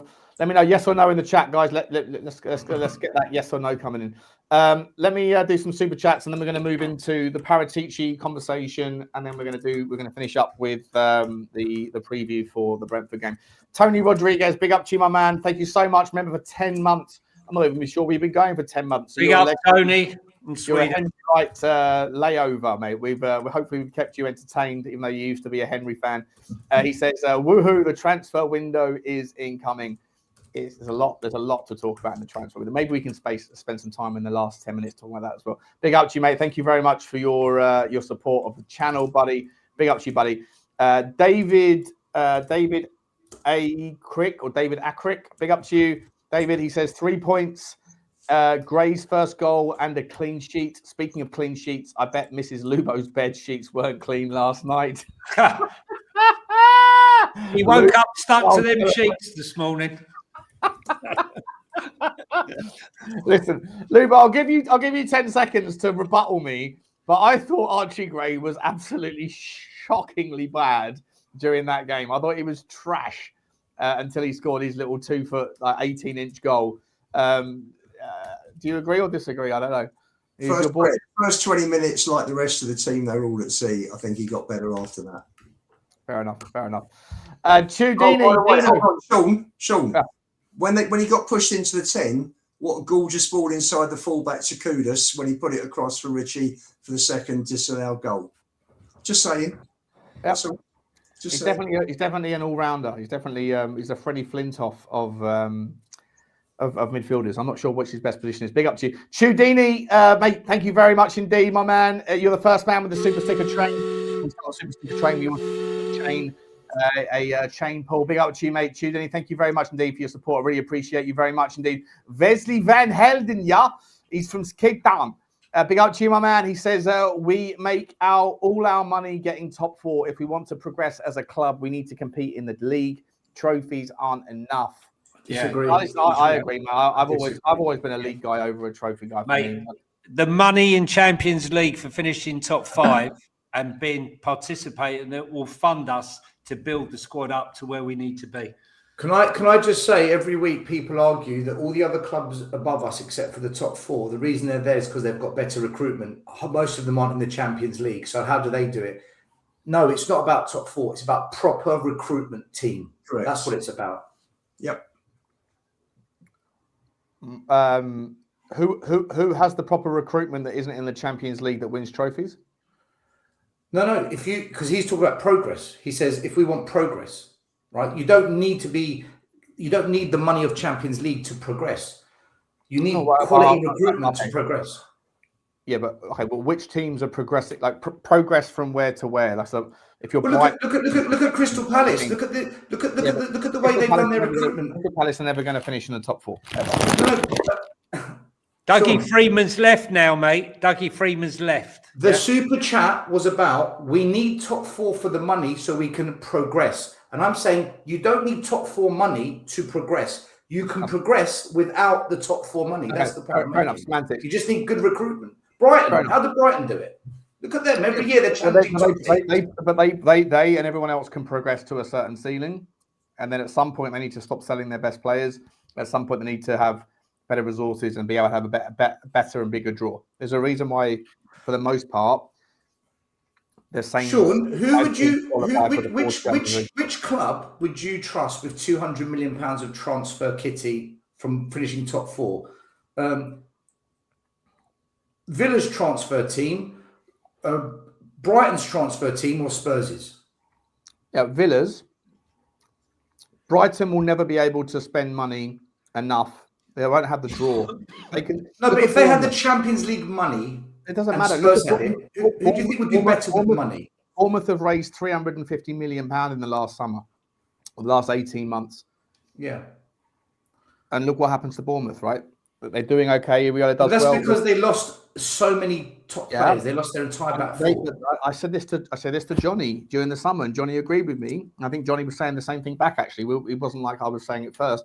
It was a conversation that Bournemouth, if they're going to sell Hoyson and Zabani and Kirkes and now Semenyo and eventually Justin Kluivert, etc., they'll go and find the next iteration of that.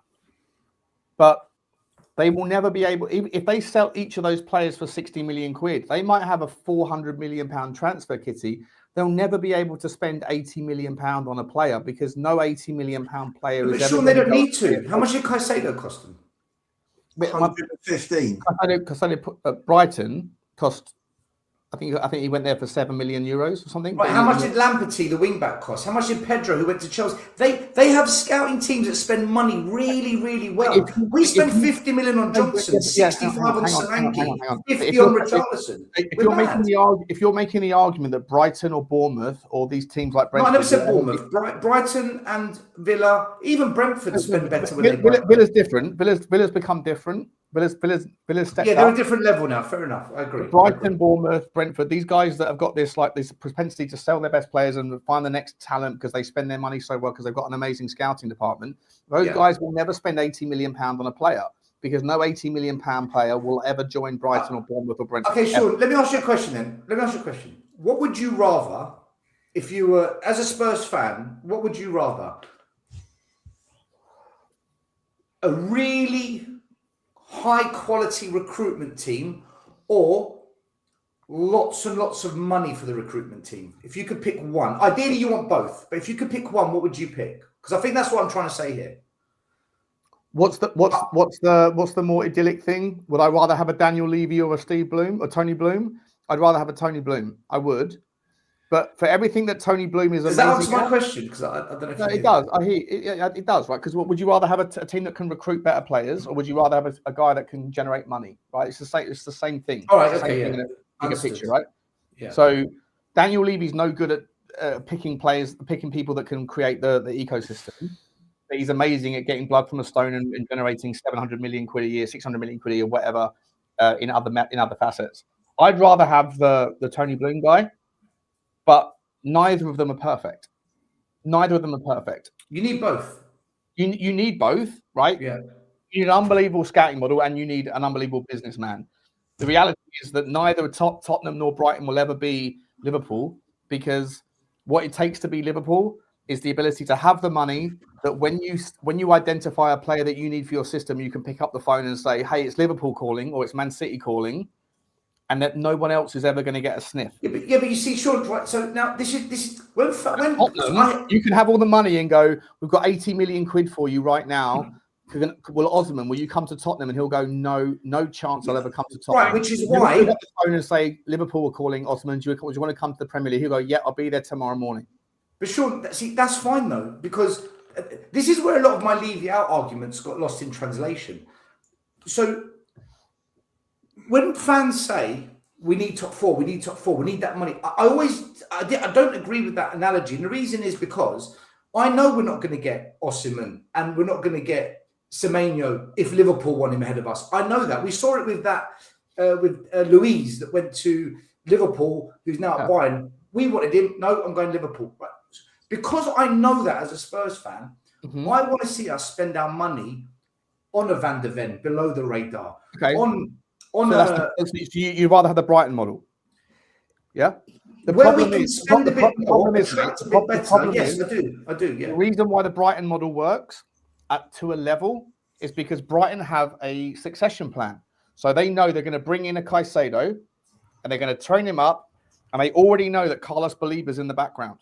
They already know that he's the next guy coming through. So when Caicedo is going from here to here or from here to here, but we won't have to sell Caicedo, Sean. We won't have to sell him. Yeah, but succession plan. That's the problem. That's the problem, right? Just give me a second here. If you go and identify the Caicedo, and you find the Caicedo and he comes in and you don't sell him, or in Brighton's case they do sell him, the reason why they can pitch Carlos Balíba to Brighton is because look what we did with Caicedo. You can be the next Caicedo. You have a pathway to the first team and you have a pathway to a better team. At Tottenham, we don't want to sell the Caicedo. Right, but our pitch... Therefore, you're not going to be able to attract the Carlos Balíba. No, we can, because our pitch is going to be, we've got Champions League football, we're going to win trophies, come to us because we are ambitious.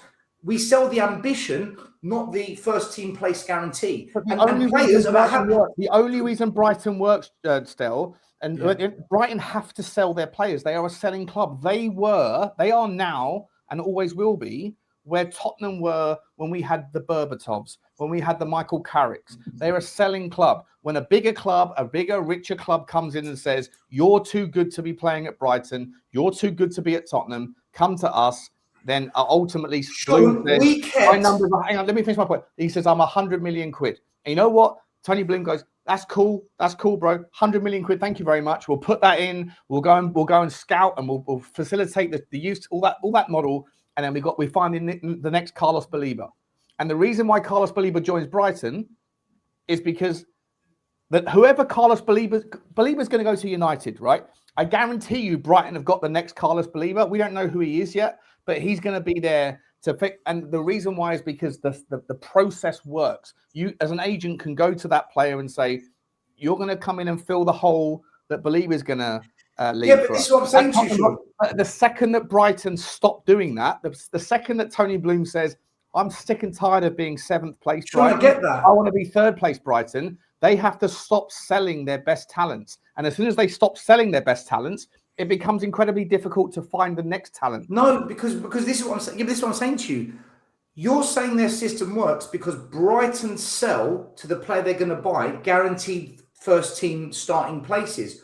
What we're going to sell is something different. We can still find that player, the next Balíba, but what we're going to sell is ambition of glory, ambition of champion. How did Pochettino keep all those players? The problem with that approach is because every single player that wants to hear the ambition of glory, they're going to hear that exact same pitch from other teams like Chelsea, Liverpool, Arsenal, City and United, who have a propensity but Arsenal coming second every year is believable. The sales pitch is believable. Yeah, because the sales pitch is believable. With us, it's not believable. Semenyo's going to go and be more than happy to play 30% of minutes at City because at the end of the season, he's going to walk away with two winners' medals. He's going to walk away with if not this season, then next season. He's going to walk away with that's not the recruitment we're talking about. We're not talking about recruiting established players. Tottenham Hotspur can't sell that same pitch as well as the big five in the Premier League. Which is why we don't sign the established super talent. We find the Mickey van der Vens, we find the Dele Allis, which is what Brighton do. This is what I'm saying to you. Use the Brighton model and you sell ambition instead of first team.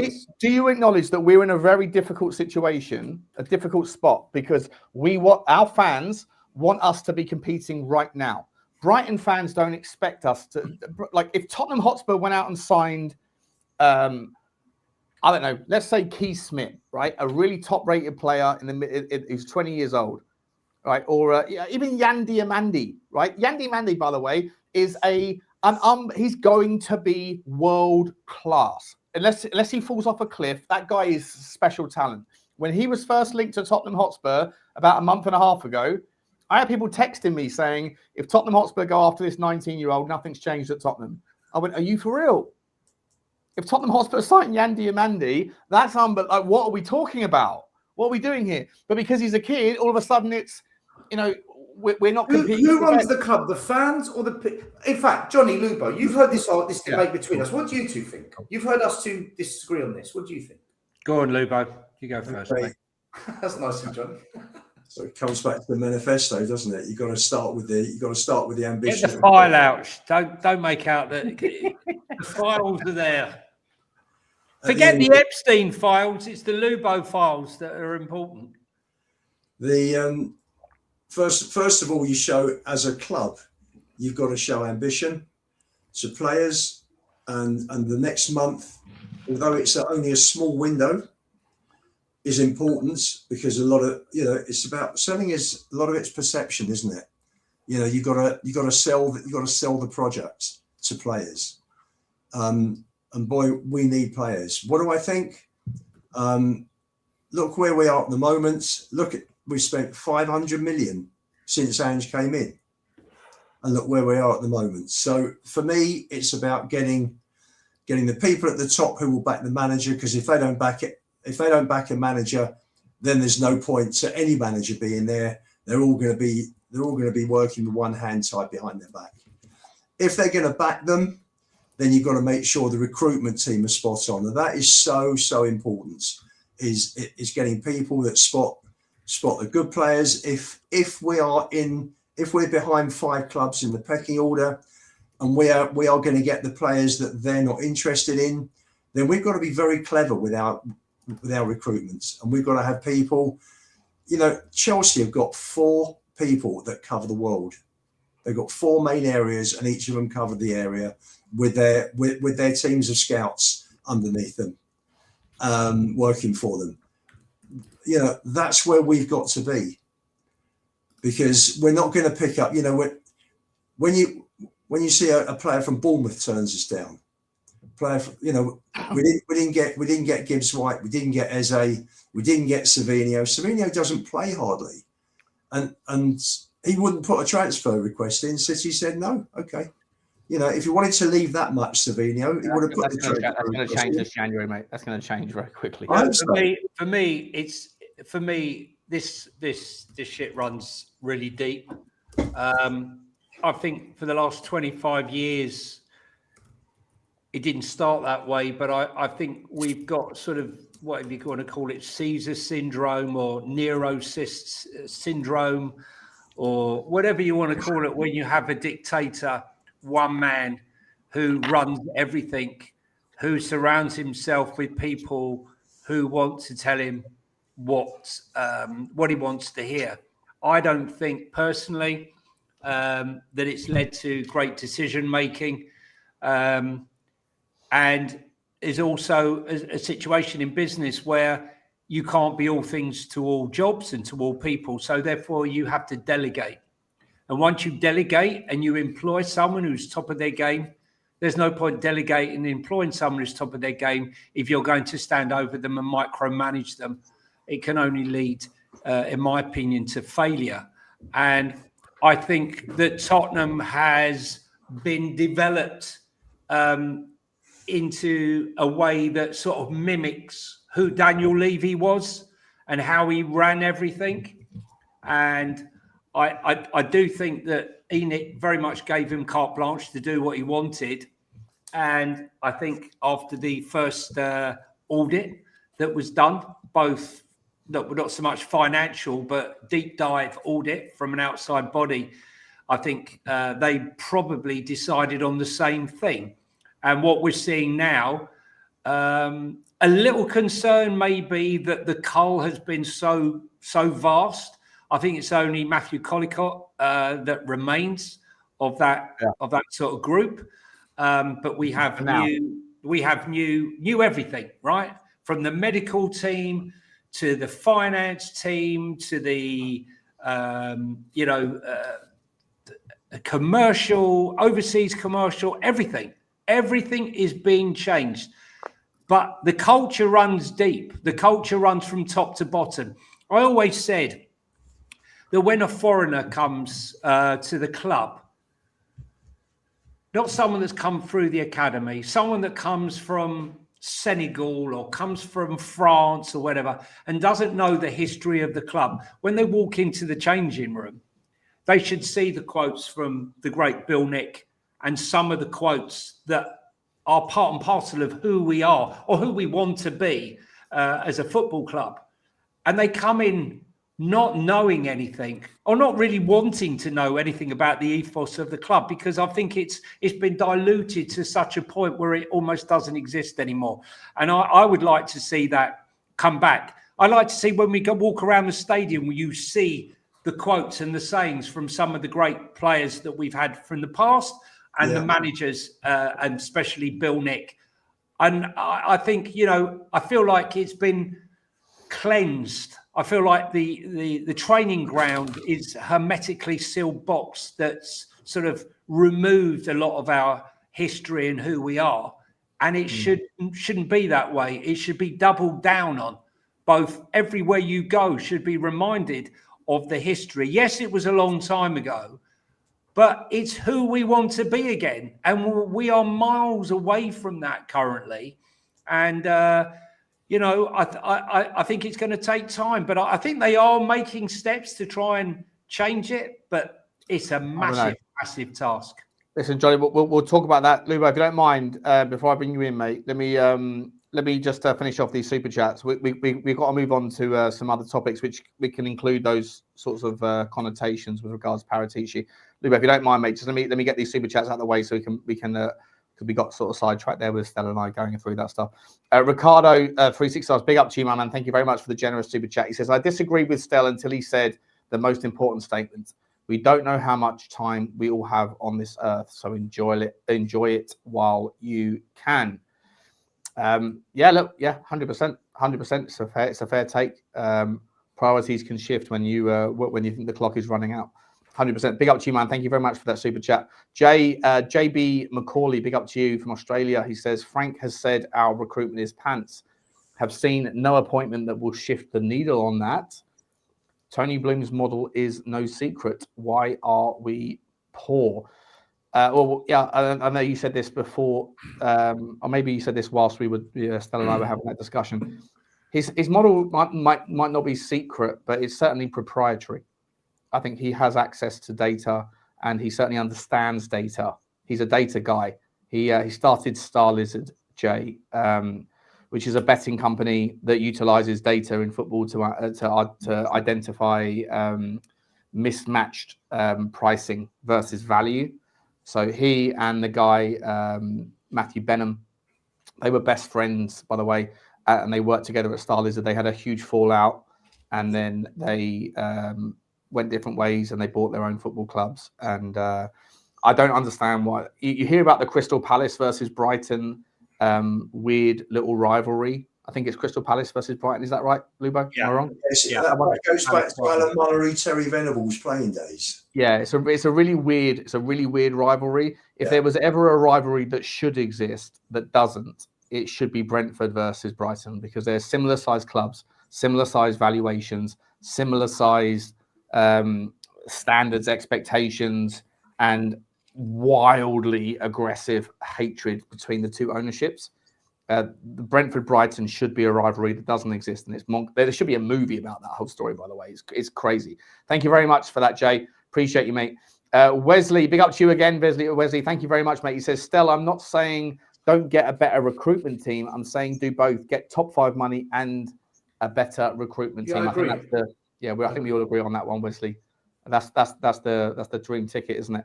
Big up to you. All I would say though is that it's more difficult if you're looking at recruitment as a means to generate revenue, which is what Brighton, Brentford, and Bournemouth and those sorts of teams do. There's not the teams at the top. They don't.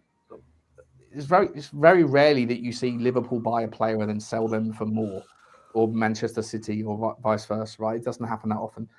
But big up to you, mate. And Ant LDN84 has also said, big up to you, buddy. Love to know what LDN stands for, because I see it all the time in people's names. London. Yeah, but he's got a dollar. He must be in America, so is whatever. American in London, maybe. ENIC have 2 options: sell the club or put Klopp in charge with a blank check. Frank or Lange should be nowhere, or Frank and Lange should be nowhere near this region. People were asking questions on Klopp for quite a considerable time. You know? Do you know what's upsetting about the whole Thank you, Ant. Liverpool dynasty under Klopp? The guy that led the data-driven analysis to scout players was one of our boys, and Liverpool took it from Tottenham. Yeah, he was one of our boys. Listen, guys, I've got Lubo. I'm going to come to you first. Sorry, Lubo, if you got, go on. Sorry. No, I was just going to say it. I remember Klopp's first game was at the Lane. It was a 0-0 draw. My God, they were boring. If you think Frank's teams were boring, Jesus, that was a tough watch watching that game. I remember beating them 4-1 at Wembley, mate. They were trash. Yeah. Look, guys, we got 15 minutes left. Do the 3 of you have maybe an extension period of 10 minutes, just so we can cover the Paratici story and the final part, which is the preview for the Brentford game? Is that okay, Johnny? You got 10 more minutes? Yeah. Okay, cool. All right, well, let's sort of get through this quite quickly. The Paratici story, obviously, guys, is a big deal. It's a big deal. It's a huge deal. He came back. He's now looking like he's leaving. I think we're all aware of the situation. Johnny, I'll start with you, mate. Paratici, he's we haven't heard it confirmed, but essentially the rumours are that he's waiting to get the get-go from Tottenham. It's a disgrace, isn't it, mate? It's a disgrace on so many levels, and it's a. Was he at Palace, Sean? He was at Palace, mate. He was sat there at Palace. He was sat next to Vinay. Look, I you know what they say, when he's holding the shirt, I'll believe it. Okay. When he's gone, I'll believe it. Until then, I'm not giving it credibility, to be honest with you. All I know is if he does go. Can we work, just for the purposes of the conversation, though, can we work on the presumption that there is truth to it? Well, if there's truth to it, then it's down to the fact that he's not being heard, because I told you categorically he wasn't coming back to be an understudy to Johan Lang. I told you that like months before it was even announced. That's the only way he was coming back. So what I'm saying to you is he's come back, and obviously it has not panned out like he was promised if he is leaving. Do you doubt it? Do you? I just there's so many things. If he is leaving, I think it's a massive indictment of the state of affairs and the shit show that's at Tottenham right now. Who do you hold accountable for that? Is that like number two man at Arsenal becomes number 1 man at Tottenham? No, I think that basically the tight and very long established relationship between Johan Lang and Thomas Frank is well established. He talked all about it when he arrived. When he arrived at the club, he talked about his close and long-term friendship with Lang and how he's excited about working with him. And he was one of the guys who was pushing for Thomas Frank to come to the club. So I think that their relationship is tighter and closer. Therefore, there is a possibility, I'm surmising here, there is a very distinct possibility that you know, a guy who's been top dog at Juventus and had carried a lot of sway, especially with the fans. He was very, very popular with the fans, Paratici. I mean, for me, Lang is absolute wallpaper. I don't see people running up to him and trying to get a picture and an autograph. No interest. But I would say that maybe his nose has been put out of joint and he feels that what he's trying to tell them is of no interest and he's being sidelined. If that is the case. Okay. Yeah, fair enough. Fair enough. Lubo, sorry, mate, I meant to come to you first. I forgot the order.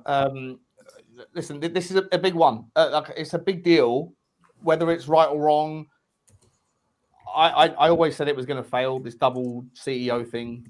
Madness. Absolute madness that it was. And I think that Vinay, this is his first major decision, first big-time decision as the number one, and he decides to go, oh, I can't make a difficult decision, so you can both have a slice of the pie. Shit show. If it's true, Lubo, what have we been paying the guy for? And surely if he does leave, he hasn't been paying attention to Tottenham's needs over the last couple of months, has he? He's been really working in the behind. Like the fact that it's come to light now, Lubo, the fact that it's come to light now doesn't mean that the story started now. It means that it's probably been in the background for a while, right? That's one possibility, Sean. I think if you personally, you know, if he's come back to the club on a promise, and the way I read all of the reports, I might be wrong, but the way I interpreted it was that Paratici was dealing pretty much with men's, and Lang would go out looking for the prospects, you know, for the next stars on the block. If Paratici is not being, if he's being undermined, if it's a question that he wants certain players that Frank doesn't, and Frank wants certain players, and Lang wants certain players that Paratici doesn't, then there's a major problem there. And to be honest with you, the way it looks is that there's been a lot of upheaval at the club. Levy led and Levy did everything, as you were saying earlier, Johnny. He never delegated. Yeah. On anything. You know, probably picked the make of toilet paper that went into toilets in the grounds. It was 3-ply Andrex, I can confirm. You can, okay. So for me, thank God for me, 3rd, 4th September was a great day for me when Levy left. But they've got to put someone in who's going to oversee the whole thing. There are a lot of changes, a lot of people coming into positions, dealing in areas that where Levy dealt with all of them. Now they've broken that down and they put people in charge. There's got to be one person overseeing it. Now, to me, I don't know. And this is a football club, so maybe you have one person to oversee the commercial side, and you have one person to oversee the football side. That makes sense. You very rarely get somebody, you know, with the skill set for both. Very rarely, you know, David Dean was a great chairman at Arsenal. David Gill was a great chairman at United. You know, it's no shock that Gill left at the same time. United dropped substantially after both Gill and Ferguson went. So for me, there seems to be a vacuum for me with leadership at Spurs. If all this is true and Paratici goes, for him to go bang on the transfer window is a disaster for Spurs. An absolute disaster. All the players that he's been talking to in the last few weeks or months, they're going to say, hang on a sec, he's going now. You know, what are we aligning ourselves to Paratici for? He's not. Sorry, Lubo, Sean, we can hear your rattling and your crunching. It's really near the mic. Oh, I'm sorry. Yeah. Monster Munch, you're going to Monster Munch, baby. I thought I had myself on mute. I apologise. The Monster Munch. So sorry, Lubo. It's a disaster. It's a disaster, and for me, if it does happen, that shows a vacuum with the leadership at the club. They got problems. The Lewis kids have got to get to grips with this very, very quickly. Me personally, there's so much money that needs to be spent on improving the squad. I think they'll look at it and say, sod this, I'm not going to spend hundreds of millions of pounds. Let's take our profit and go. I genuinely think that when they realise how much has to be spent to actually rebuild this football team to become competitive again, I think they'll head for the hills. Stel, let's round this topic off because we've got one last final topic. And actually, if we can squeeze in some transfer news as well. Do you think that losing Paratici is as big a deal as some people will make out? Sean, I think the whole thing's a mess. It starts with Levy gets sacked, great, or he leaves, whatever the terminology is. In comes Charrington, this investment banker who's going to create more money and get a naming rights deal. All he's done is investigate Levy. That's all I hear. He's here and all he's doing is investigating Daniel Levy. Vinay, I don't want him at Spurs. I haven't warmed to him at all. He just comes across like a puppet. He's one of those operators. He's a suit that is here for his reasons, not for ours. And that's how I feel with him. Even when he speaks, I don't buy it. Joe Lewis's kids are here. So what? Big whoopee doodah. And what? And then you look at the recruitment team. They're going to be a reflection of what the board is. And the recruitment team, we don't know. Is it Lange? Is it Paratici? Is it both of them? The answer, really, Sean, is on the 1st of February, we'll know what's what. We'll find out. Well, of course we will. Of course we will. But I'm asking you today, I don't have confidence. I don't have confidence in whatever they do. I feel really lost with the whole recruitment. Let me ask you this. The fact that that story's come out, when did the story emerge? Christmas Eve, something around there, right? So the story's emerged then, which means the story really began a long time before. If it's true, it might not be true, but I think there's no smoke without fire. That doesn't mean that necessarily Tottenham will allow him to leave. But the fact is that there's probably, in my opinion, just logically, Occam's razor here is saying that Fiorentina have been in touch with Paratici for a few weeks, right? And so how much actual time has he spent, thinking about Tottenham versus thinking about future life in the Fiorentina team, who, by the way, are in the quagmire in the Serie A. And even if there's some truth to the idea that Ali Gold brought up on his Christmas Day or Christmas Eve video, Stel, that even if Tottenham are going to say, okay, you can go, you can't go until February the 2nd. End of the day, I don't really give a flying fuck about. I've always. One of the major things, of all of the things where I've had to defend Daniel Levy, one of the areas where I always said I'm very, very, very surprised by Daniel Levy's decision making over this goes all the way back 2 years. I said, you're standing by a guy that has been found guilty of, in a nutshell, doing what Manchester City have been accused of doing in the Premier League and doing what Chelsea are being accused of doing, which is cooking the books. Whether or not he personally benefited, I'm not sitting there thinking that anyone at Manchester City personally benefited from Manchester City's 115 charges. Maybe they did, maybe they didn't. It doesn't matter. Them going broke. That I don't care. That's irrelevant. It's irrelevant to me whether Chelsea under Abramovich, there were people at that football club that also personally, I don't care about them, right? What I do care about is whether they upset the apple cart on competitiveness. And the same with Manchester City. I don't give a shit whether or not the Sheikh was personally putting money in the pocket of X, Y, and Z. What I do care about is the fact that they have got an unfair advantage. And we stood by a guy, whether or not he benefited personally is irrelevant to me. He participated in endeavours that essentially corrupted the integrity of the Serie A. There's no loyalty in football. There's no friends in football. I get that. There's no such thing. I know you hate Daniel Levy, and I know the guy standing next to you. There's no loyalty. He was loyal means to nothing. Paratici. Arsenal stood by Van Persie for how many years when he was injured? As soon as Man United came, see you later. There's no loyalty in this sport. They stuck with Van Persie, who was injured every single year. If Paratici leaves, he's leaving for one reason and one reason only. The same reason Paul Mitchell. Personal benefit, right? Personal. I get it. It's not. Sean, Paratici, right? No, hold on. Let me answer. It's not because of money if he leaves. If he leaves, it's the same reason Paul Mitchell left. He got fed up of the way it runs behind the scenes and he can no longer operate the way he wants. Paul Mitchell left because he couldn't do things the way he knew he did best. If Paratici leaves, it's because Lange is there and there's stipulations of the recruitment that doesn't work for him, so he'll go elsewhere. Why take the job? Why take the job? He took the job because knowing Levy he was gonna still be a- here when he came back. Levy was He still knew he here. was going to be a co-director. No, hold on. We don't know the conversations between Levy and Paratici. For all we know, and I'm just speculating, Levy said, look, as soon as you come No, back... actually, sorry, that's not true. Levy had already gone by the time Paratici came in. No, but Paratici, we knew he was coming back in June, July. Well, we didn't know he was officially back. He officially signed up. His first day of work was after Daniel Levy was thrown out. And I'm asking the question. I don't agree. I never agreed that Daniel Levy should have stood by him anyway.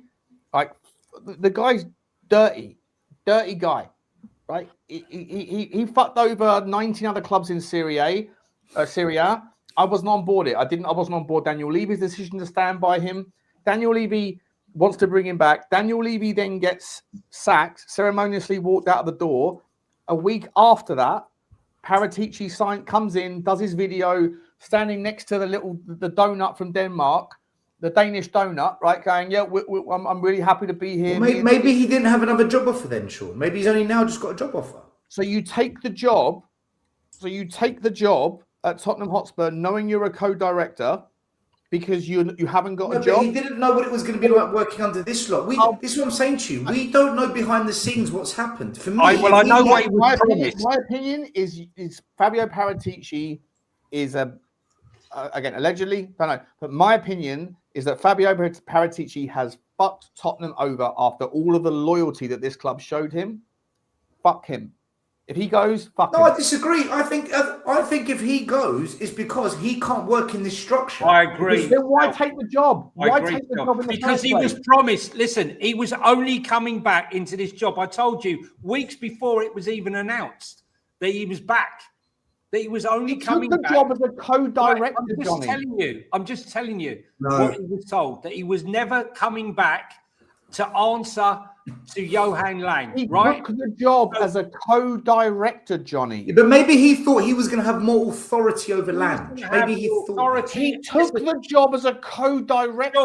Sean, they would split the jobs, mate. They split the jobs, okay? They split the jobs.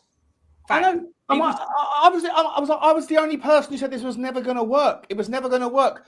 Don't take the job.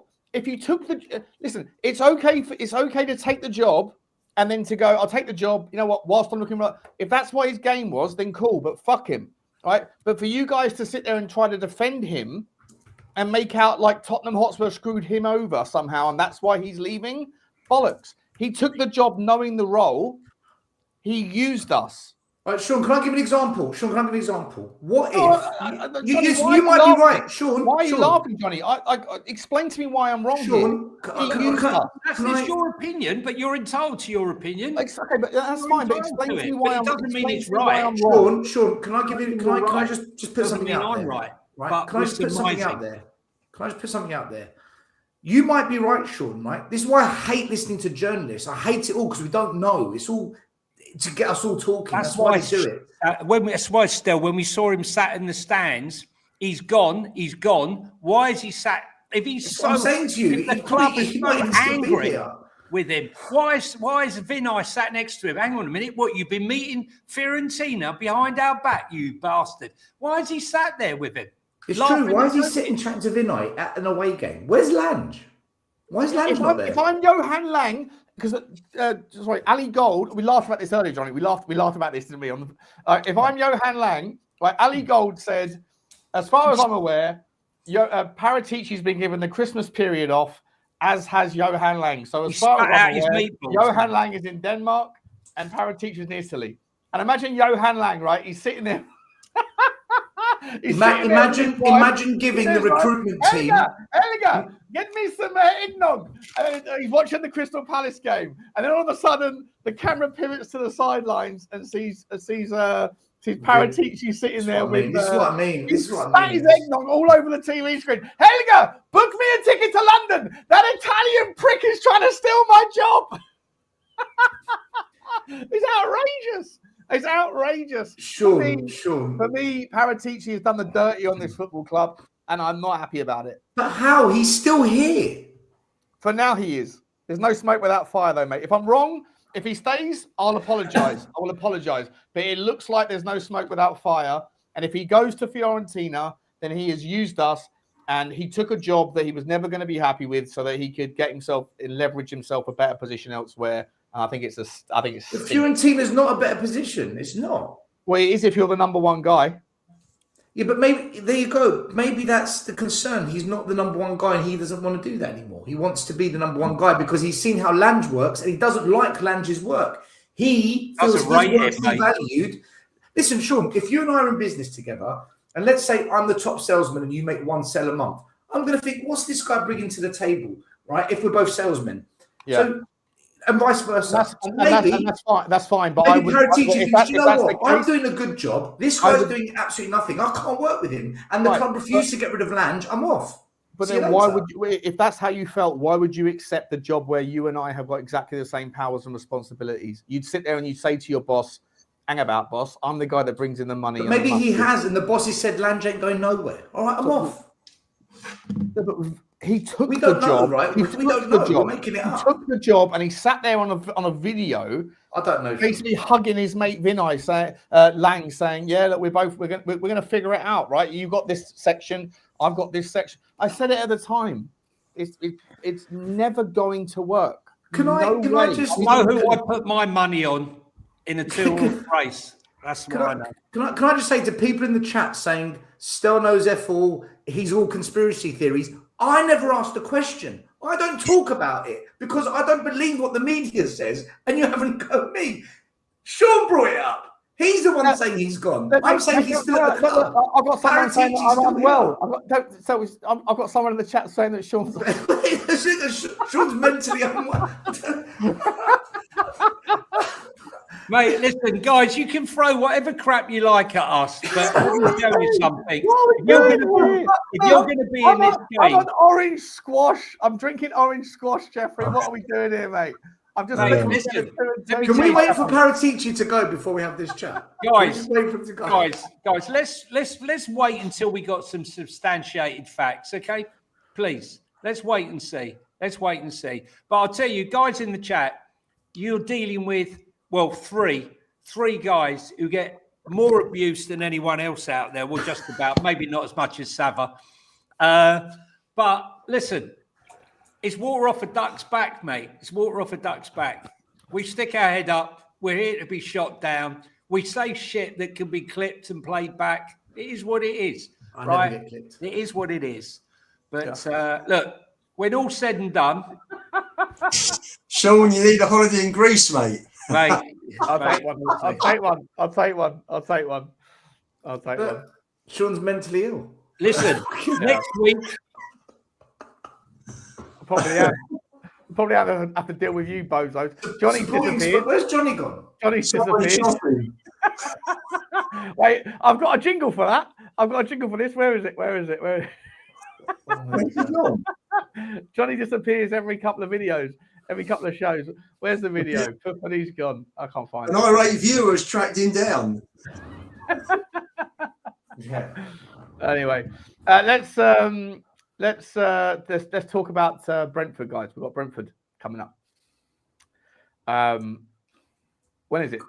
Thursday? New Year's Day? Thursday. I'll start with you, mate. I'll start with you. What's your thoughts? Cool. League form suggests a draw, doesn't it? They're within a point of each other. I think Brentford have scored one more than us. They've got 1 point more than us. We're going over there. They've got a very good home record. I think am I right in saying that only City have beaten them at the G-Tech this season? I think Brentford have beaten Chelsea. Did they beat Liverpool? I'm sure that they've had some great results against top teams. This is going to be a bloody hard game. For me, I'm going with a point. I'm going with the 1-1 draw still. So put me down for 1-1. Stel, you taking your notes? Oh, by the way, Stel, have you got the predicciones from last week? What happened? Yeah, I'll share it now. So Johnny, against all the odds, got 3 points, and he got it spot on. He said 1-0. Sean got a point because he predicted a win. He said 2-1. And Lubo and I got 0 because we predicted a draw.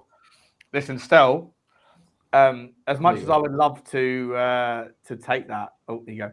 I'm an honest person. I actually predicted a Palace win 2-1, not a Tottenham win. So, yeah, I was going to say, I thought. Really? Yeah. So you can take the point. Okay. Well, at least you're honest. Are you being honest because Johnny knows, or are you being honest because you're being honest? No, I actually, funny enough, because we have our own predictor, and for some unknown reason, I went from 1-0, and then I talked myself into a 2-1 after giving you the 1-0. But listen, it's very honest of Sean. I'm sitting pretty at the top. I don't need to steal points. Yeah, I haven't predicted a Tottenham win for a long time, mate. So there's no chance I predicted the Spurs. Win. I think I said Palace win 2-1. So Lubo, you've gone for would you go for the game 1-1? Yeah, 1-1. Yeah. Okay. Can I ask you, Sean, why did you want to change your score before the Palace game was about to kick off? Because you called me like 5 minutes before kickoff. What did you see? You wanted to change it. I wasn't aware of how many players Palace were missing. I saw the Palace team, and I saw players like Lerner playing right wing back, and I saw Devaney playing as a double 10, and I was like, "What? You know what? That Devaney looks like a bit of a player." He got into some good positions, didn't he? Yeah, very good in the first half. Very good. But then after, I think I texted you back after 20 minutes and said, "Oh, don't worry, I'm fine." Because I thought we were going to lose. So Luba, you're saying 1-1. Johnny, I'll come to you, mate. Brentford, mate, massive opportunity, by the way. If Tottenham win that game, we're only 4 points off Chelsea now. Some of the teams above us, I think who are the teams above us, Lubo? Fulham, Palace, Chelsea United, and Sunderland, and Man United. Yes, those teams. Hold on. One game at a time, guys. One game at a time. I'm not looking any further. I'm taking every game one step. No Xavi tomorrow. The smooth operator is flying at the moment. Sade. He's looked fantastic, and he's a confidence player. So I expect him and Thiago to be a massive threat to us come the weekend. But I'm hoping that resilience comes to the fore. And you know what? I wouldn't mind seeing 3 at the back. Yeah. Against Brentford. That's what I think I'd like to see with no Xavi in there, just to give it a little bit more. That maybe Kuti can step up into that midfield, pull the ball around a bit, push Jed up further forward. I'm going to go for a Spurs 2-1 win away from home. And let's be honest, Brentford are exceptionally good at home and not so good away from home. But I'm hoping that... You're saying 2-1 away, yeah? 2-1 to Tottenham. 2-1 away win. Okay, I'll be super quick. I'm gonna replicate Johnny. I think he's on a winning streak. And God, come on, you're on a winning streak, Del Boy. Tails. Here, Rodgers. I'm going to go 2-1 as well. I think Tottenham are going to win this one. I can't believe it. I can't believe it.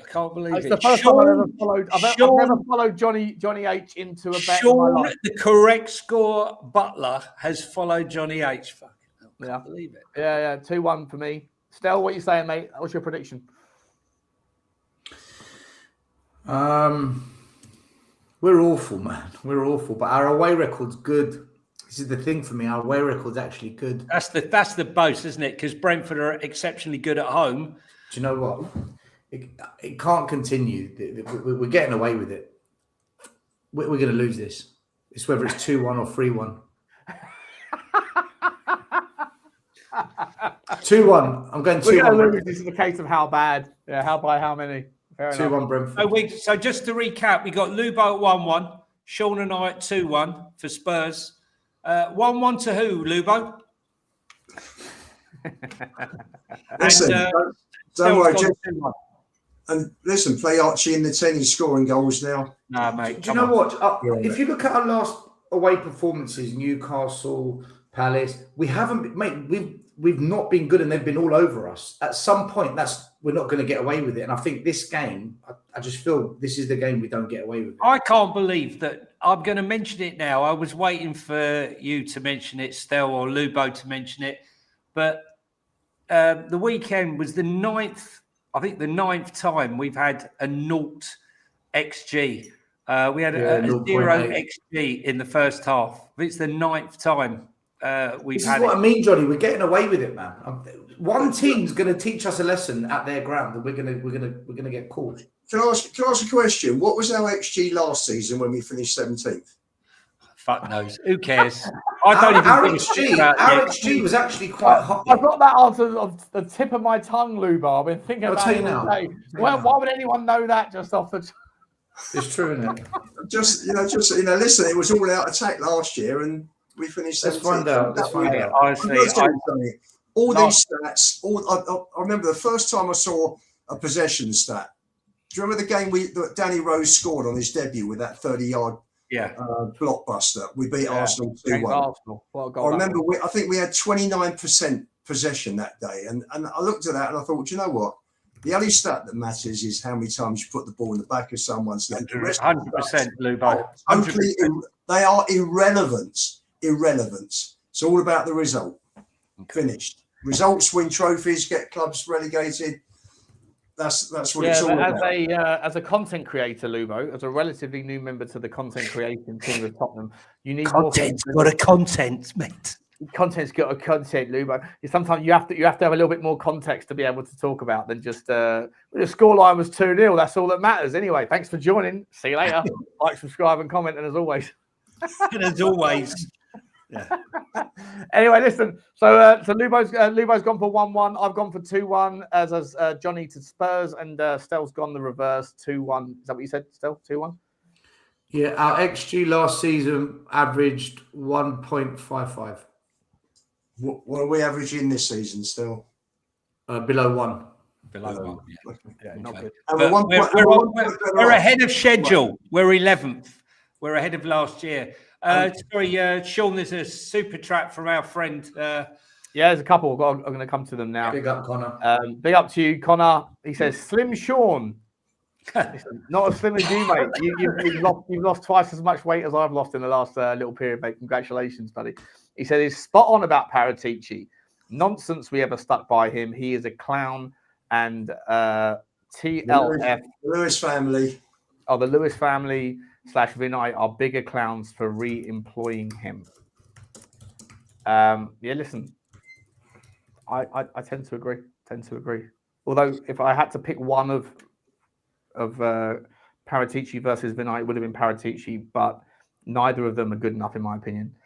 That's why I've been asking you guys in the panel on various WhatsApp groups over the last few days. Would you rather a dead rubber of a transfer window, but you knew that you were going to give the money to a certain man from PSG called Louis Campos if he was going to come in? I'm not saying he would, but in a world where he would you rather give him a ridiculously big transfer budget next summer and the managerial choice? And I think most of us would probably say yes. But big up to you, Connor. Thank you very much, my man. And Saba's in the house. Well, big up to you, Saba. He says, Sean needs his meds. Apparently so. Abuse. I don't care. Are you kidding me? I wake up to death threats and people messaging my wife on LinkedIn. Then I get timed out by someone. Moderators. To be fair, Johnny did say Saba gets it worse. He did mention that tonight. I said it. He did say it. Yeah. We get it bad, but no one gets it as bad as Saba. Yeah. Big up to you, Saba. I did indeed. Listen, if you go against the grain, if you speak out, this is what happens. Some people think football's about life and death, and some think it's even greater than that. So, yeah. I know, Johnny, I've got to call you up. I feel like you read that book by Bill Nicholson that you got given for Christmas.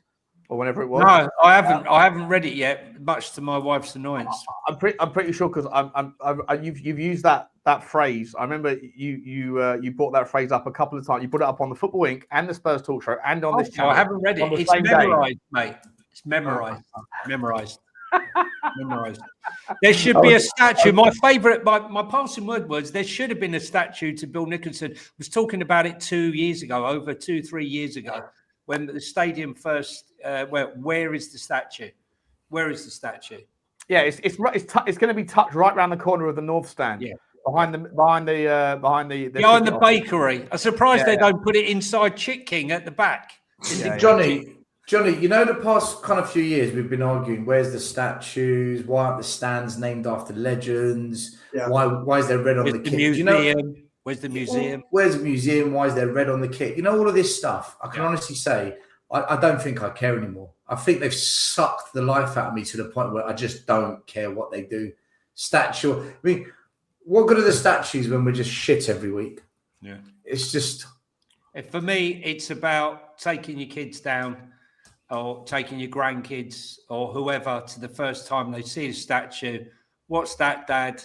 And you tell them, and they learn about the history, which is what I was referring to about players that come with no concept or no idea about the history of this club. They go to 6-star resort down at Tottenham Hotspur Way, and they know bugger all. It's a cosseted lifestyle. And if it was up to me, I'd put them back in a fucking porter cabin, freezing cold, right? Ice cold showers, and show them what life is really about. But that's me. Do you know what? Still, I disagree.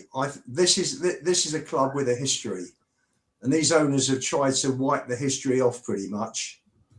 We've got maybe 2026. There'll be a statue. I mean, you know, the biggest insult again. I'm reading reports that are coming out. I think just saying that the club are going to ask the fans who the first statue should be of. If they had any idea about our history, the first statue would be our greatest ever manager who brought the double to Spurs, Bill Nicholson. If you ask the general public, you'll end up Boaty McBoatface would be the number one choice. It's an absolute nonsense. Again, by even putting it out there that there's going to be a vote, they're putting it to the vote. How stupid are these people? Well, Look at the history. That's it. Bill Nicholson, absolutely, there's no question. No one else, mate. No, he is Mr. Tottenham. Do you know? I got an email today, by the way, saying that Bill Nick. No. Well, that would be a miracle. Imagine that.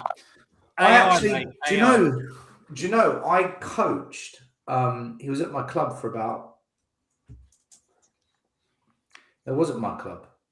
It was George. You know that guy George, the accountant that sometimes goes on with on TV. Yeah, I played against his team.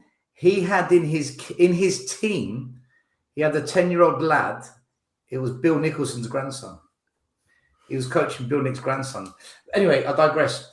I got an email today from the club saying that this whole you can't send tickets to non-Spurs members, you have to have a membership. They've now scrapped it because it's been a disaster. Because people just scanning the barcodes. Three. You've got 3 names you can give. Yeah, so now they've you know why have they done that? Because the seats are empty. They're not. The tickets are being circulated. Correct. Why do it in the first place? For fuck's sakes. Why do it in the first place? If I pay for the ticket and I want to give it to my Aunt Mary or my brother-in-law or whatever, what difference does it make? Okay, if they're a Spurs fan, if I pay, it matters for away tickets. No, this is home tickets we're talking about. I'm talking about home tickets. Away's a different ball game. I'm talking about for home. Guys, let's round off there. We've been going for a long time. I'll say a massive thank you to everybody who has been a part of the show. I'll say a massive thank you to everyone that's been watching us. We appreciate your attention. Hope you enjoyed it. Hope you enjoyed the debates. Please, guys, get over to the following channels. If you just scroll up on your in the group there, they're all there. There's my channel, the Spurs Talk Show. There's Johnny's and my channel, the Football Inc. There is also Spurs Corner, which is Stell's new channel. Please get over and help him grow as well.